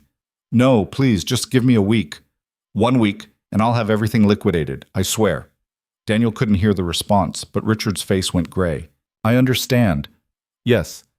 I'll make it happen. He ended the call and threw the phone across the room, where it shattered against the wall. Daniel pulled back from the window and called Elena. I found him, he said quietly. Case Inlet, hiding in a friend's cabin. He's scared talking to someone about liquidating assets. Probably the Bratva. Did he say anything useful? Just that he's running out of time, which means so are we. Daniel scanned the property again. I'm going to try talking to him. See if I can get him to confess on record. If that doesn't work, I'll bring him in by force and let the cops sort it out. Daniel, if the Bratva's watching him, going in there could be dangerous. Everything about this situation is dangerous, but Richard's the key. Get him to flip, testify against the Bratva, and the FBI can build a case. Daniel checked his gun, Victor's magazine, loaded into his own weapon. I'll call you when I have him. Be careful. That seems to be everyone's advice lately. Daniel hung up and approached the cabin's front door. He knocked, loud and official. The sound of movement inside stopped. Then Richard's voice, wary. Who is it? Daniel Cross. I work security for your ex-wife. We need to talk. Silence. Then the sound of a lock turning. The door opened a crack, revealing Richard's face, older than his photos, worn down by stress and fear. I don't have anything to say to you, Richard said. You tried to have Elena killed, hired Victor Hale, sent men to kidnap her. I've got proof, and the FBI's going to have it in about 12 hours unless you give me a reason to hold off. Richard's face went white. I don't know what you're... Save it. I talked to Victor. He told me everything. The contract, the payments, the debt you owe to the Bratva. All of it. Daniel kept his voice calm, reasonable. Right now, you have one chance to get ahead of this. Cooperate, testify. And maybe the feds can protect you from the people you owe money to. Or you can keep lying, and when they arrest you, the Bratva will know you're a liability. You know what they do to liabilities. Richard's hands were shaking. You don't understand. They'll kill me either way. If I talk, I'm dead. If I don't pay, I'm dead. There's no way out. There's always a way out. But you have to trust me and move fast. For a moment, Daniel thought Richard might actually cooperate. Saw the desperation in his eyes. The calculation of a man weighing impossible choices. Then headlights swept across the driveway. Richard's face shifted to pure terror. Oh God, they're here! Who's here? Daniel already knew, but he needed to hear it. The Bratva. They said they were sending someone to make sure I followed through. Richard backed away from the door. You need to leave. Now. If they find you here. Daniel grabbed Richard's arm. If they're coming for you, your only chance is with me. We can still get out of here, get you somewhere safe." The first gunshot shattered the window behind them. Daniel pulled Richard down as glass exploded inward. More shots followed, systematic and precise, aimed to suppress rather than kill. Professional work. "Back door!" Daniel dragged Richard toward the rear of the cabin. "Move!" They made it to the kitchen as the front door crashed open. Daniel risked a glance back and saw 3 men entering, all armed, all moving with military precision. Not just mob enforcers, trained operators. Daniel shoved Richard out the back door and followed, scanning the tree line. A 4th man was approaching from the woods, cutting off the escape route to Daniel's car. They were boxed in. "This way!" Richard stumbled toward a dock extending into the inlet. A small motorboat was tied there, probably James Kellerman's. Daniel made a split-second decision and followed. Bullets chewed into the dock behind them as they ran. Daniel returned fire, not aiming to hit, just to slow them down. They reached the boat. Richard fumbled with the rope while Daniel provided cover, burning through ammunition faster than he'd like. "Got it!" Richard jumped into the boat and started the engine. Daniel followed, casting off just as the engine caught. Richard gunned it, and the boat lurched away from the dock. More gunshots. Daniel felt something burn across his left shoulder. Not a direct hit, but close enough. He fired back until his magazine ran dry, then dropped behind the gunwale as bullets punched through fiberglass. The boat rounded a point and the shooting stopped. They were out of range, at least temporarily. Daniel grabbed Richard by the collar. "Who were they?" "Bratva enforcers. They sent them to make sure I completed the job on Elena. When I stalled, they decided to handle it themselves." Richard's voice was high with panic. "They're going to kill her tonight. They have the address of the Bellevue condo. They know she's there." Daniel's blood went cold. "How do they know?" "I don't know. Maybe they've been watching her, or they have someone inside her security." Daniel was already pulling out his phone. "No signal out here on the water." "Get us to shore, now." "I can't go back there. They'll—" Daniel put his gun to Richard's head. "You're going to get us to shore, or I'm going to shoot you and drive this boat myself. Your choice." Richard's hands shook on the wheel, but he turned the boat toward the nearest beach. Daniel tried his phone again. 1 bar of signal. He dialed Elena's number. It rang 4 times. 5. 6. No answer. Daniel's mind raced through scenarios, each worse than the last. The security team he'd hired was good, but if the Bratva had sent a full hit squad, 4 guards might not be enough. And Lily was there. His daughter, caught in the crossfire because he'd made a choice to protect Elena Voss.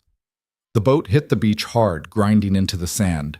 Daniel was out before it fully stopped, running toward the road where he'd left his car. His phone buzzed, a text from Tommy. Multiple 911 calls from the Bellevue condo building. Reports of shots fired, 6th floor. Daniel ran faster, his shoulder bleeding and his chest burning.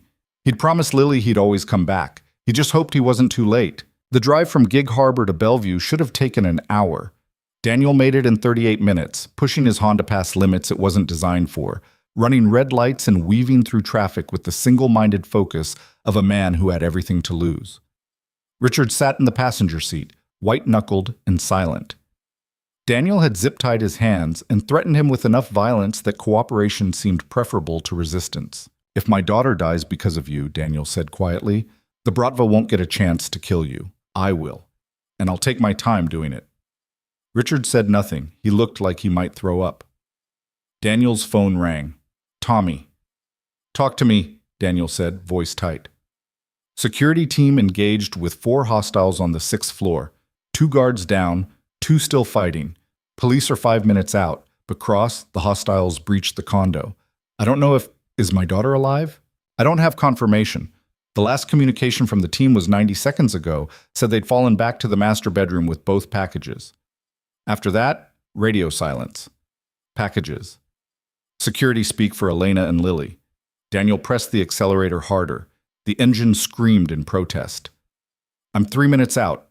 Tell the police I'm friendly, armed, and coming in fast.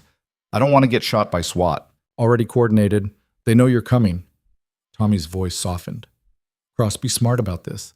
Going in hot when you're emotional? She's my daughter. I know. That's why I'm telling you to be smart. You can't help her if you're dead."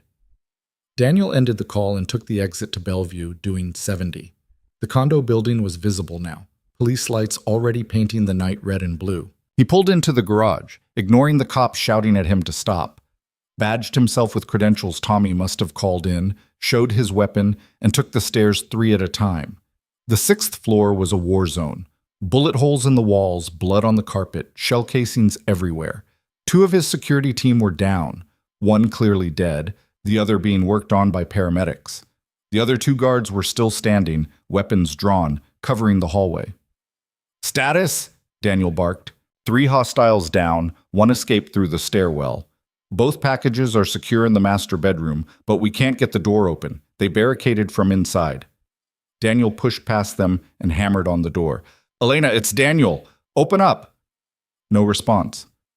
"Lily, baby, it's Dad. I'm here." A muffled sound from inside. Then Lily's voice, terrified and small. "Dad?" "Yeah, baby, it's me. Open the door. You're safe now."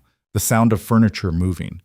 Then the door cracked open and Lily launched herself at him, sobbing.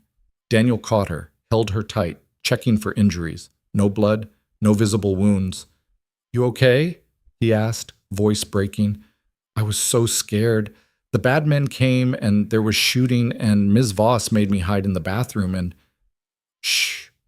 It's okay. You're safe now. I've got you."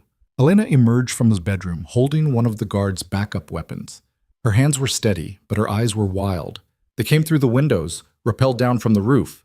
The security team held them off, but one of them nearly— She stopped, looking at Lily. "We're okay. We're both okay." Daniel handed Lily to one of the guards, a woman named Martinez, who'd been on his team overseas. "Take her downstairs. Don't let her see any of this." Martinez nodded and carried Lily away, talking to her in soothing tones. Daniel turned to Elena. "Did you get a look at any of them?" 2 were wearing masks, but one of them, the leader, he wasn't. Blonde hair, scar on his neck, Russian accent. He was giving orders to the others. "He the one who escaped?" "No, he's the one I shot." Daniel followed her gaze to the living room. A man lay face down in a spreading pool of blood, Elena's borrowed gun still in his hand. "Clean shot," Daniel said. "Center mass." "I wasn't aiming for center mass. I was aiming for his head, and missed." Elena's voice was shaking now, adrenaline wearing off. "He was going to kill your daughter. She was hiding, and he was searching room by room, and I couldn't let him." Daniel pulled her into a quick, hard hug.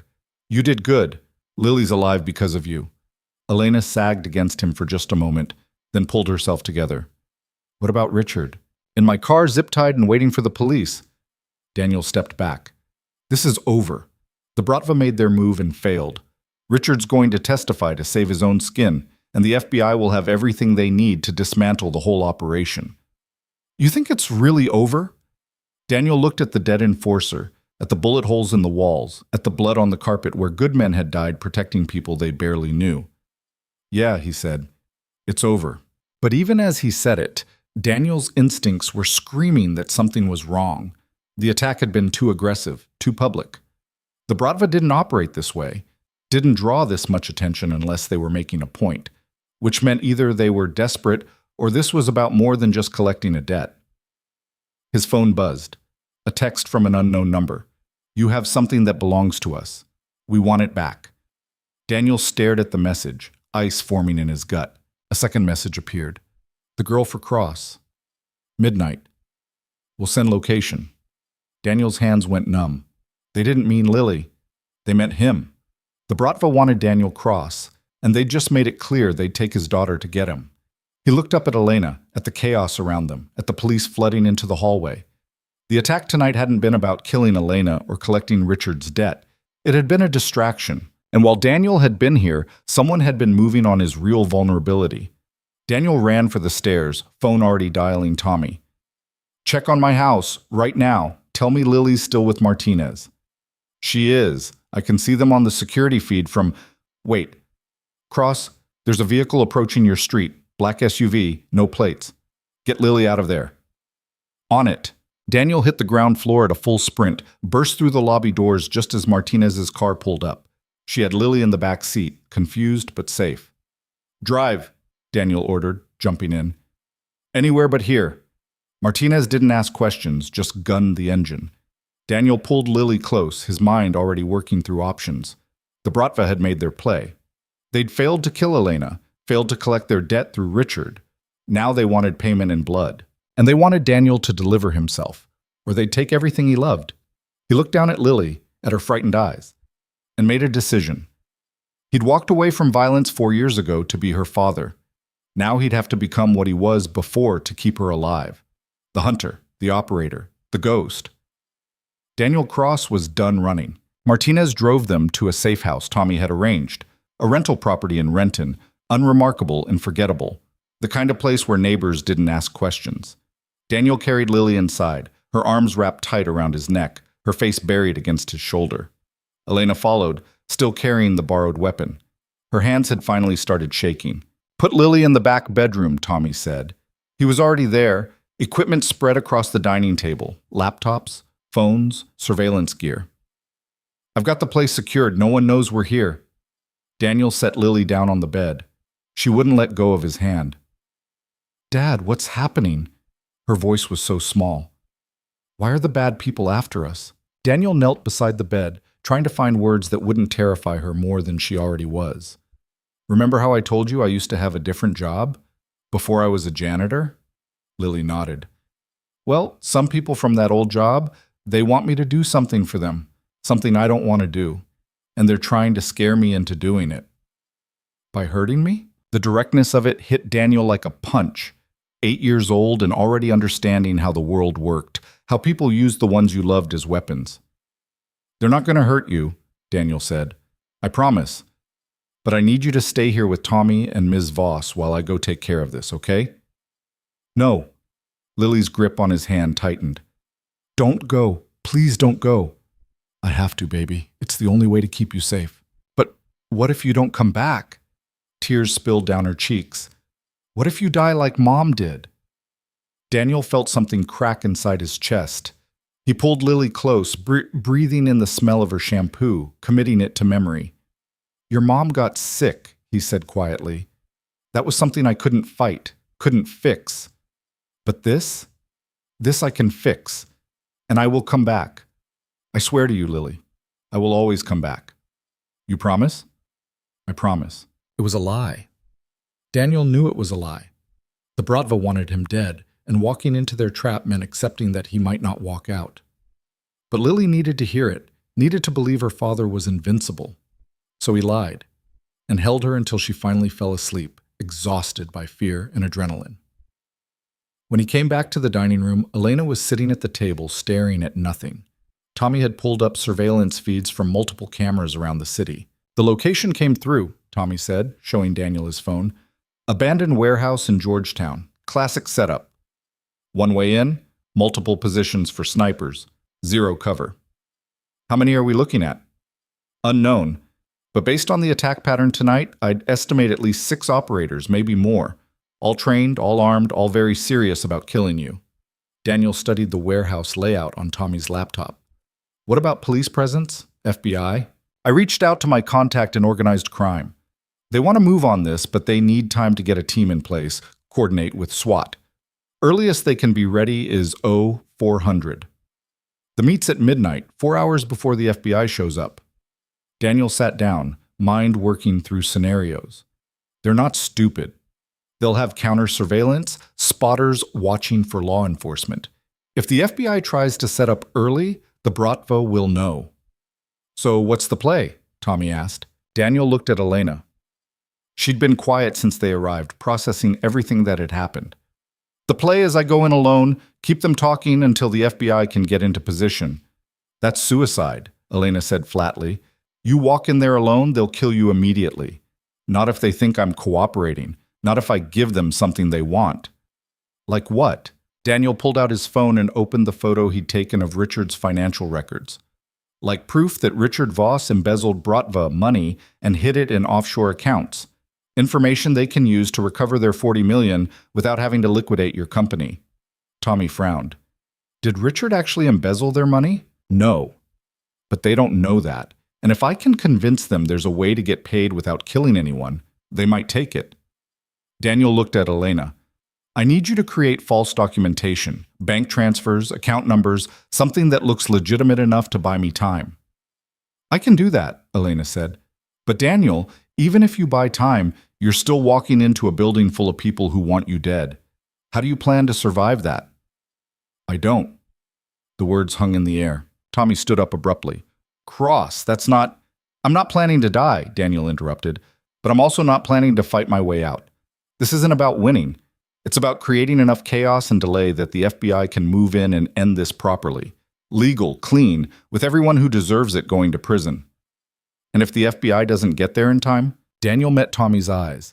Then you make sure Lily gets somewhere safe. You raise her. You tell her I loved her more than anything in this world. Don't do this, man. There's got to be another way. There isn't. We've tried everything else.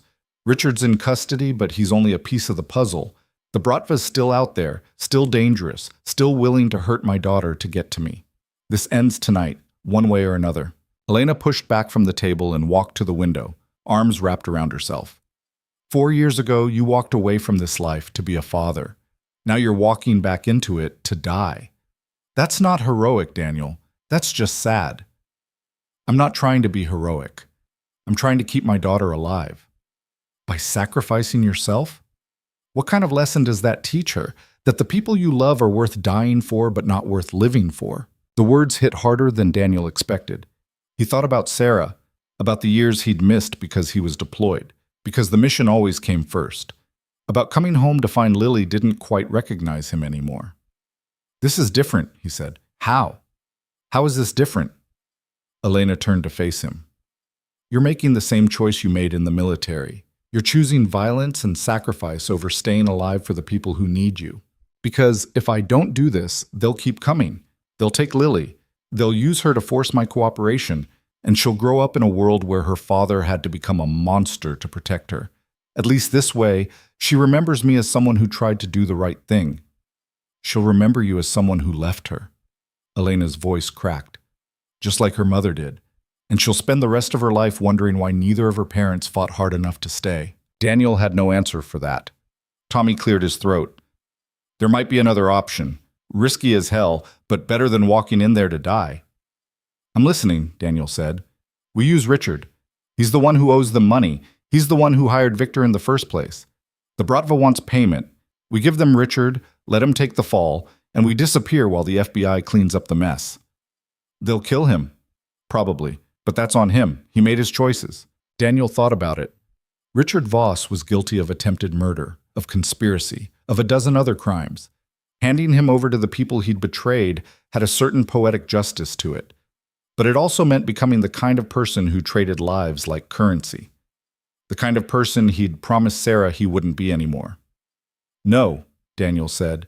We do this the right way. I go in, I buy time, the FBI moves in. No one else dies. You're not listening, Elena said, her voice sharp with frustration. I didn't hire you to be a martyr. I hired you to be smart, to find solutions that don't involve you getting killed. So stop with the noble sacrifice routine and think. I am thinking. I've run every scenario, every option, and they all end the same way. Either I give myself up and hope the FBI gets there in time, or we run and spend the rest of our lives looking over our shoulders. Those are the only choices. Then pick the one where you survive. Elena's composure finally broke. Pick the one where Lily gets to keep her father, where you get to watch her grow up and go to Disneyland and have a normal life.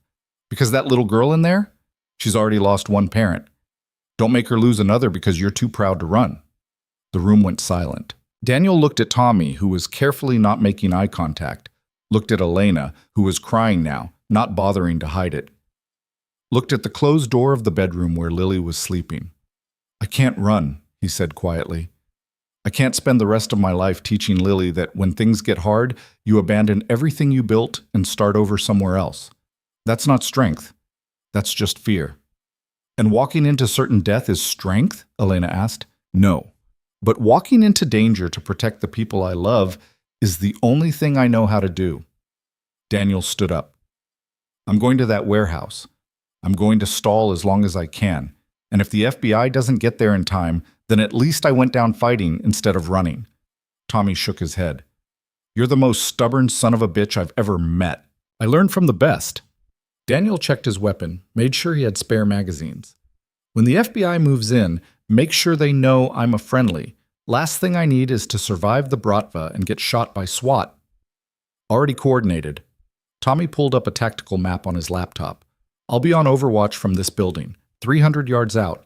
I can't shoot through walls, but I can give you intel on movement, numbers, anything that helps. Appreciated. Daniel turned to Elena. Thank you for protecting Lily tonight. That shot you made, that took courage. I wasn't being courageous. I was terrified.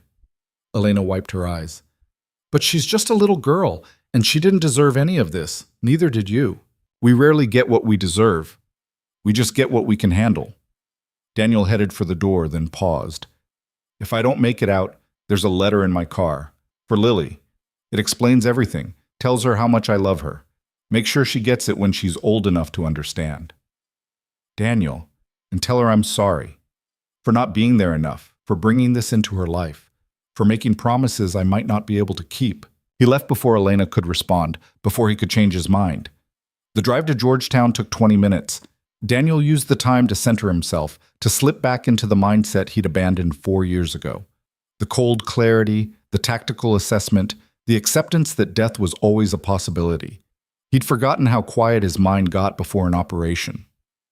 How everything narrowed to objective and execution, eliminating fear and doubt and anything else that might slow him down. Sarah had hated this part of him, the part that could compartmentalize violence, that could make hard choices without flinching. She'd seen it come home with him, bleeding into their normal life, and it had scared her. You're not the same person when you come back, she'd said once, after a particularly bad deployment. It's like part of you stays out there, in the dark places. And I don't know how to reach you anymore. Daniel had promised to do better, to leave the work at work, but operators didn't work that way. The job was who you were, not what you did. Until Lily was born, and suddenly he had something worth being a different person for. He'd tried. After Sarah died, he'd tried so hard to be just dad, just the guy who made breakfast and helped with homework and read bedtime stories. To bury the operator so deep that Lily would never have to see what her father had been. And he'd succeeded. For 4 years, he'd been nobody dangerous, nobody significant. Then Elena Voss had walked into his life and dragged it all back to the surface. Daniel pulled up to the warehouse at 11:40. Early, but not suspiciously so. The building was exactly what Tommy had described. Isolated, industrial, multiple sight lines for anyone watching. He texted Tommy, "In position." The response came immediately. "I count 6 hostiles visible, probably more inside. They're expecting you. Be smart." Daniel got out of the car and walked toward the warehouse entrance, hands visible and empty. A man stepped out of the shadows, young, Russian features, holding an AK-47 like he knew how to use it. "You cross?" the man asked. "Yeah." "Any weapons?" "One pistol inside my jacket, left side." The man patted him down, removed the gun, checked for wires or recording devices. Found nothing because Daniel wasn't wearing any. This conversation was going to stay off the record one way or another. "Inside," the man said, gesturing with the rifle. Daniel walked through the door into a cavernous space lit by industrial work lights. Concrete floor, exposed beams, and in the center, a man sitting in a chair like he owned the place. Daniel recognized him from Elena's description. Blonde hair, scar on his neck, expensive suit that didn't belong in a warehouse. "Mr. Cross," the man said in accented English, "I am Victor. We have much to discuss." "I'm here to negotiate," Daniel said. "You want your money, I want my daughter left alone. I think we can reach an arrangement." Victor smiled. It was not a pleasant expression. "You think you have leverage, but you are here, alone, surrounded by my men. What exactly can you negotiate?" "Information. Richard Voss embezzled your money, moved it to offshore accounts thinking you wouldn't find out. I can give you the account numbers, the transfer records, everything you need to recover the full 40 million. And why would Richard tell you this? Because he's terrified and stupid, and he thought confessing to me might save his life." Daniel pulled out his phone, showing the fabricated documents Elena had created. "Here, bank transfers to the Caymans, then to Switzerland, then to Singapore. The money's still there. You can get it back if you move fast." Victor studied the documents, his expression unreadable. "Interesting, but even if this is true, it does not solve our problem." What problem? You interfered in our business, stopped our collection from Elena Voss, protected Richard when he should have been eliminated as an example. You made us look weak. Victor stood, walking slowly toward Daniel. In my world, weakness is death. So even if you give us the money, you still must pay for the disrespect. Daniel had expected this. Then let's talk about payment. What would it take to settle the debt and let me walk away? There is no walking away, Victor said, but I will offer you a choice. You work for us. Use your skills to handle problems like the good soldier you used to be. Do this, and your daughter lives. I'm not going back to that life. Then you die here, tonight. And eventually, we find your daughter anyway. Daniel's hands clenched. This was the trap. The impossible choice between becoming what he'd tried to escape or dying and leaving Lily vulnerable. But then he thought about what Elena had said, that Lily needed a father who fought to stay alive, not one who chose death over difficult compromises. And he thought about Sarah, about the promises he'd made to her, to be better, to be more than just a weapon pointed at problems. No, Daniel said. Victor raised an eyebrow. No, I'm not working for you. I'm not becoming your attack dog. And I'm not dying here tonight.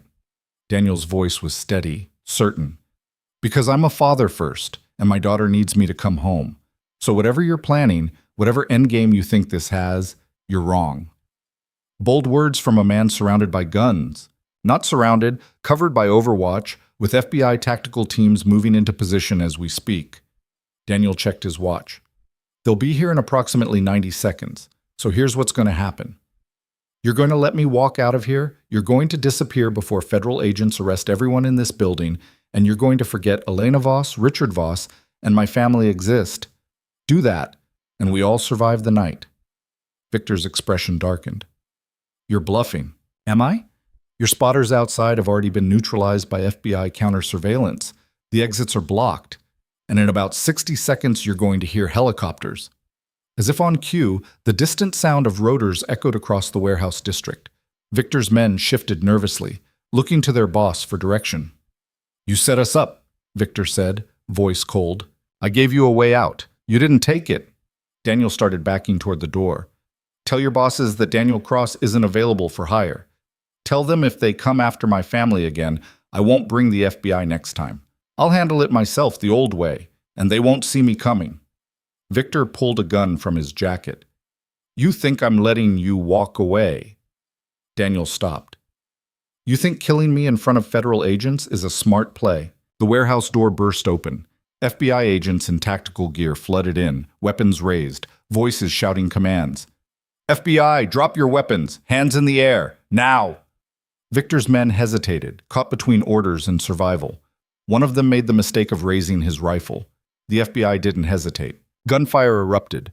Daniel dove behind a concrete pillar as bullets tore through the space where he'd been standing. The warehouse became chaos, muzzle flashes, shouting, the crack of rounds hitting metal and concrete. Daniel stayed down, covering his head. This was the FBI's fight now. His job was to survive it. The shooting lasted maybe 30 seconds. Then silence, broken only by the ringing in Daniel's ears and the FBI agents calling clear. We have one down! Need medical! Secure the exits. I want every door covered. An agent approached Daniel's position, weapon raised. Daniel Cross? That's me, Daniel said, hands visible. I'm unarmed and cooperating. Stay down. We'll get you out once the building's clear. Daniel nodded and stayed put, listening to the FBI systematically clear the warehouse. More agents arrived, then paramedics, then what sounded like half the Seattle Police Department. Eventually, someone hauled Daniel to his feet and led him outside.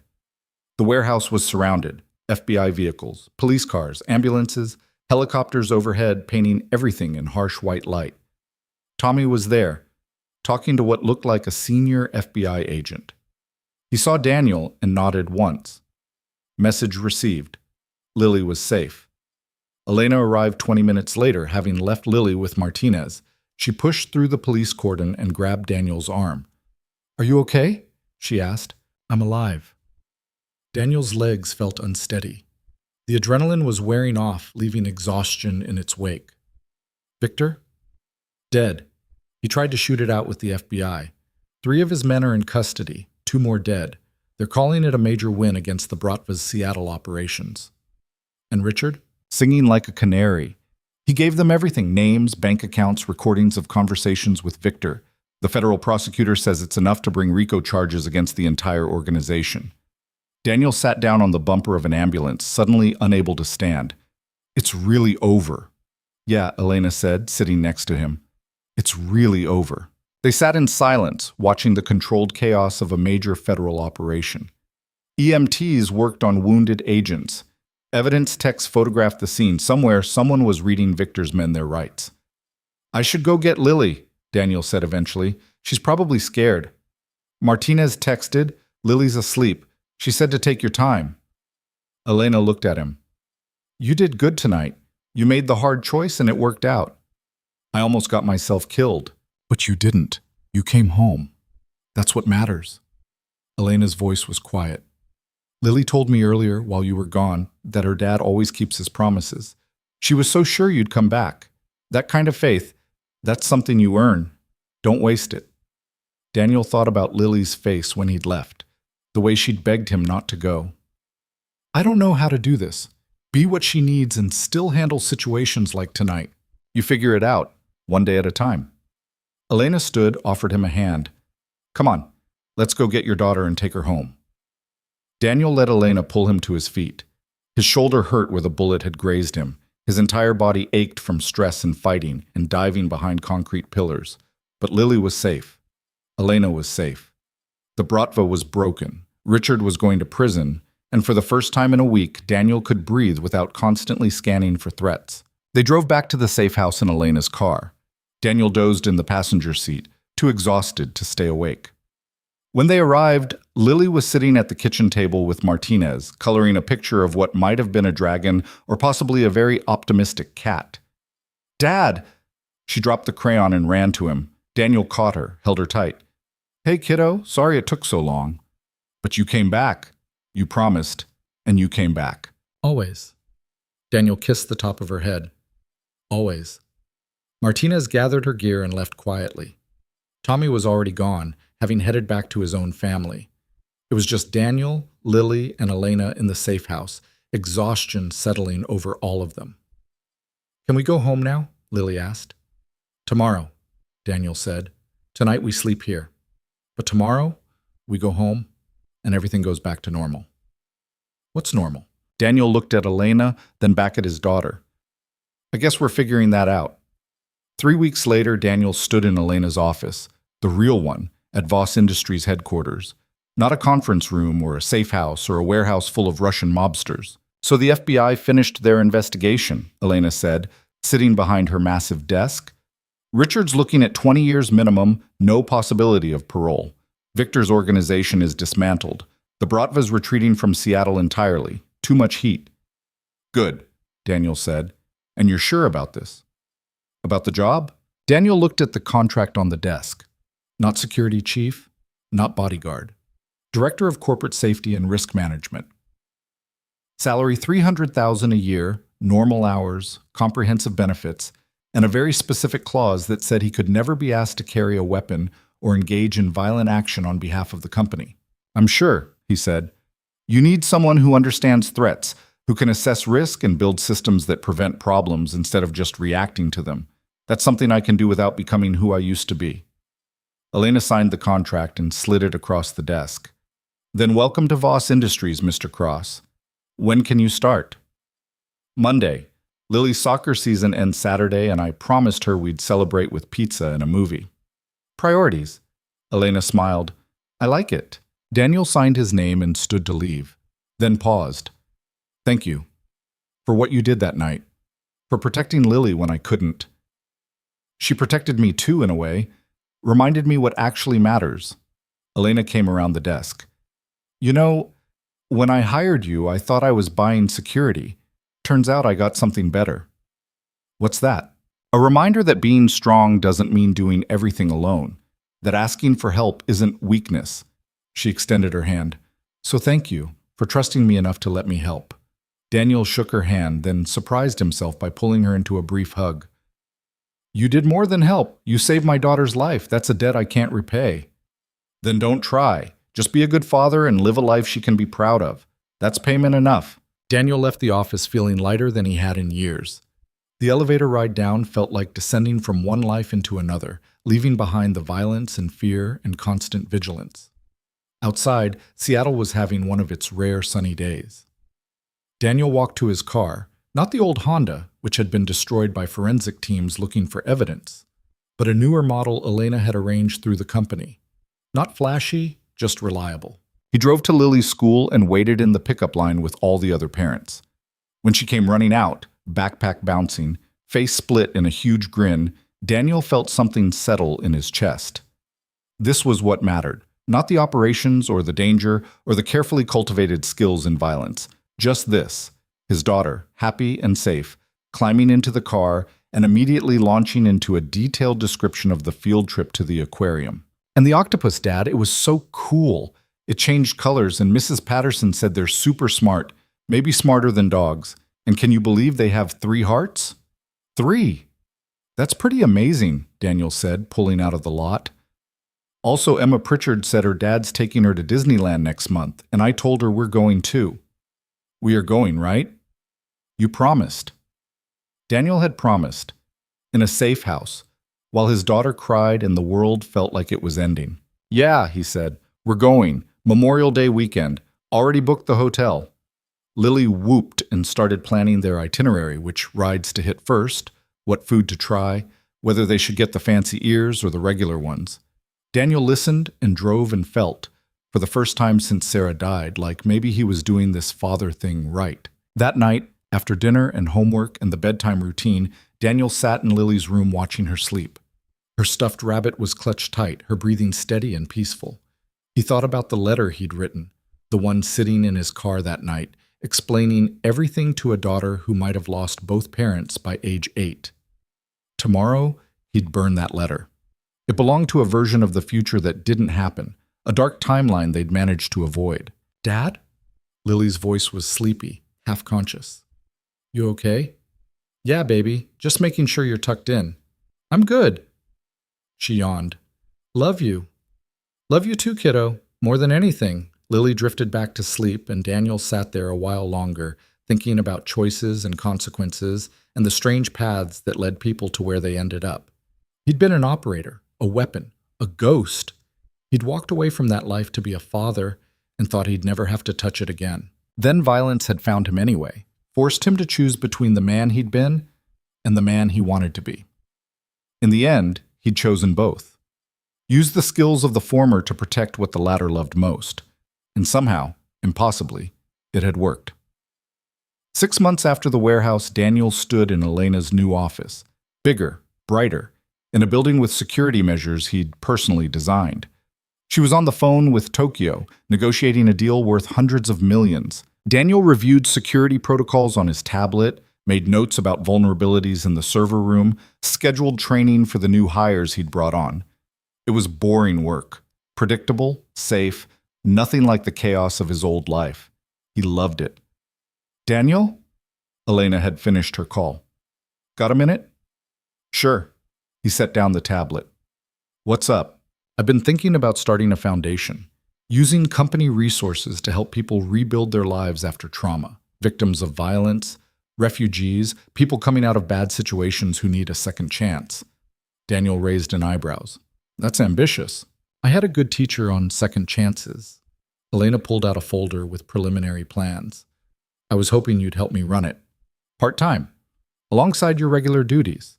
You understand what people need when they're trying to rebuild, trying to move past darkness into something better. Daniel looked at the plans: housing assistance, job training, counseling services, legal aid, programs designed to help people the way he'd needed help after Sarah died, after he'd walked away from the life that nearly consumed him.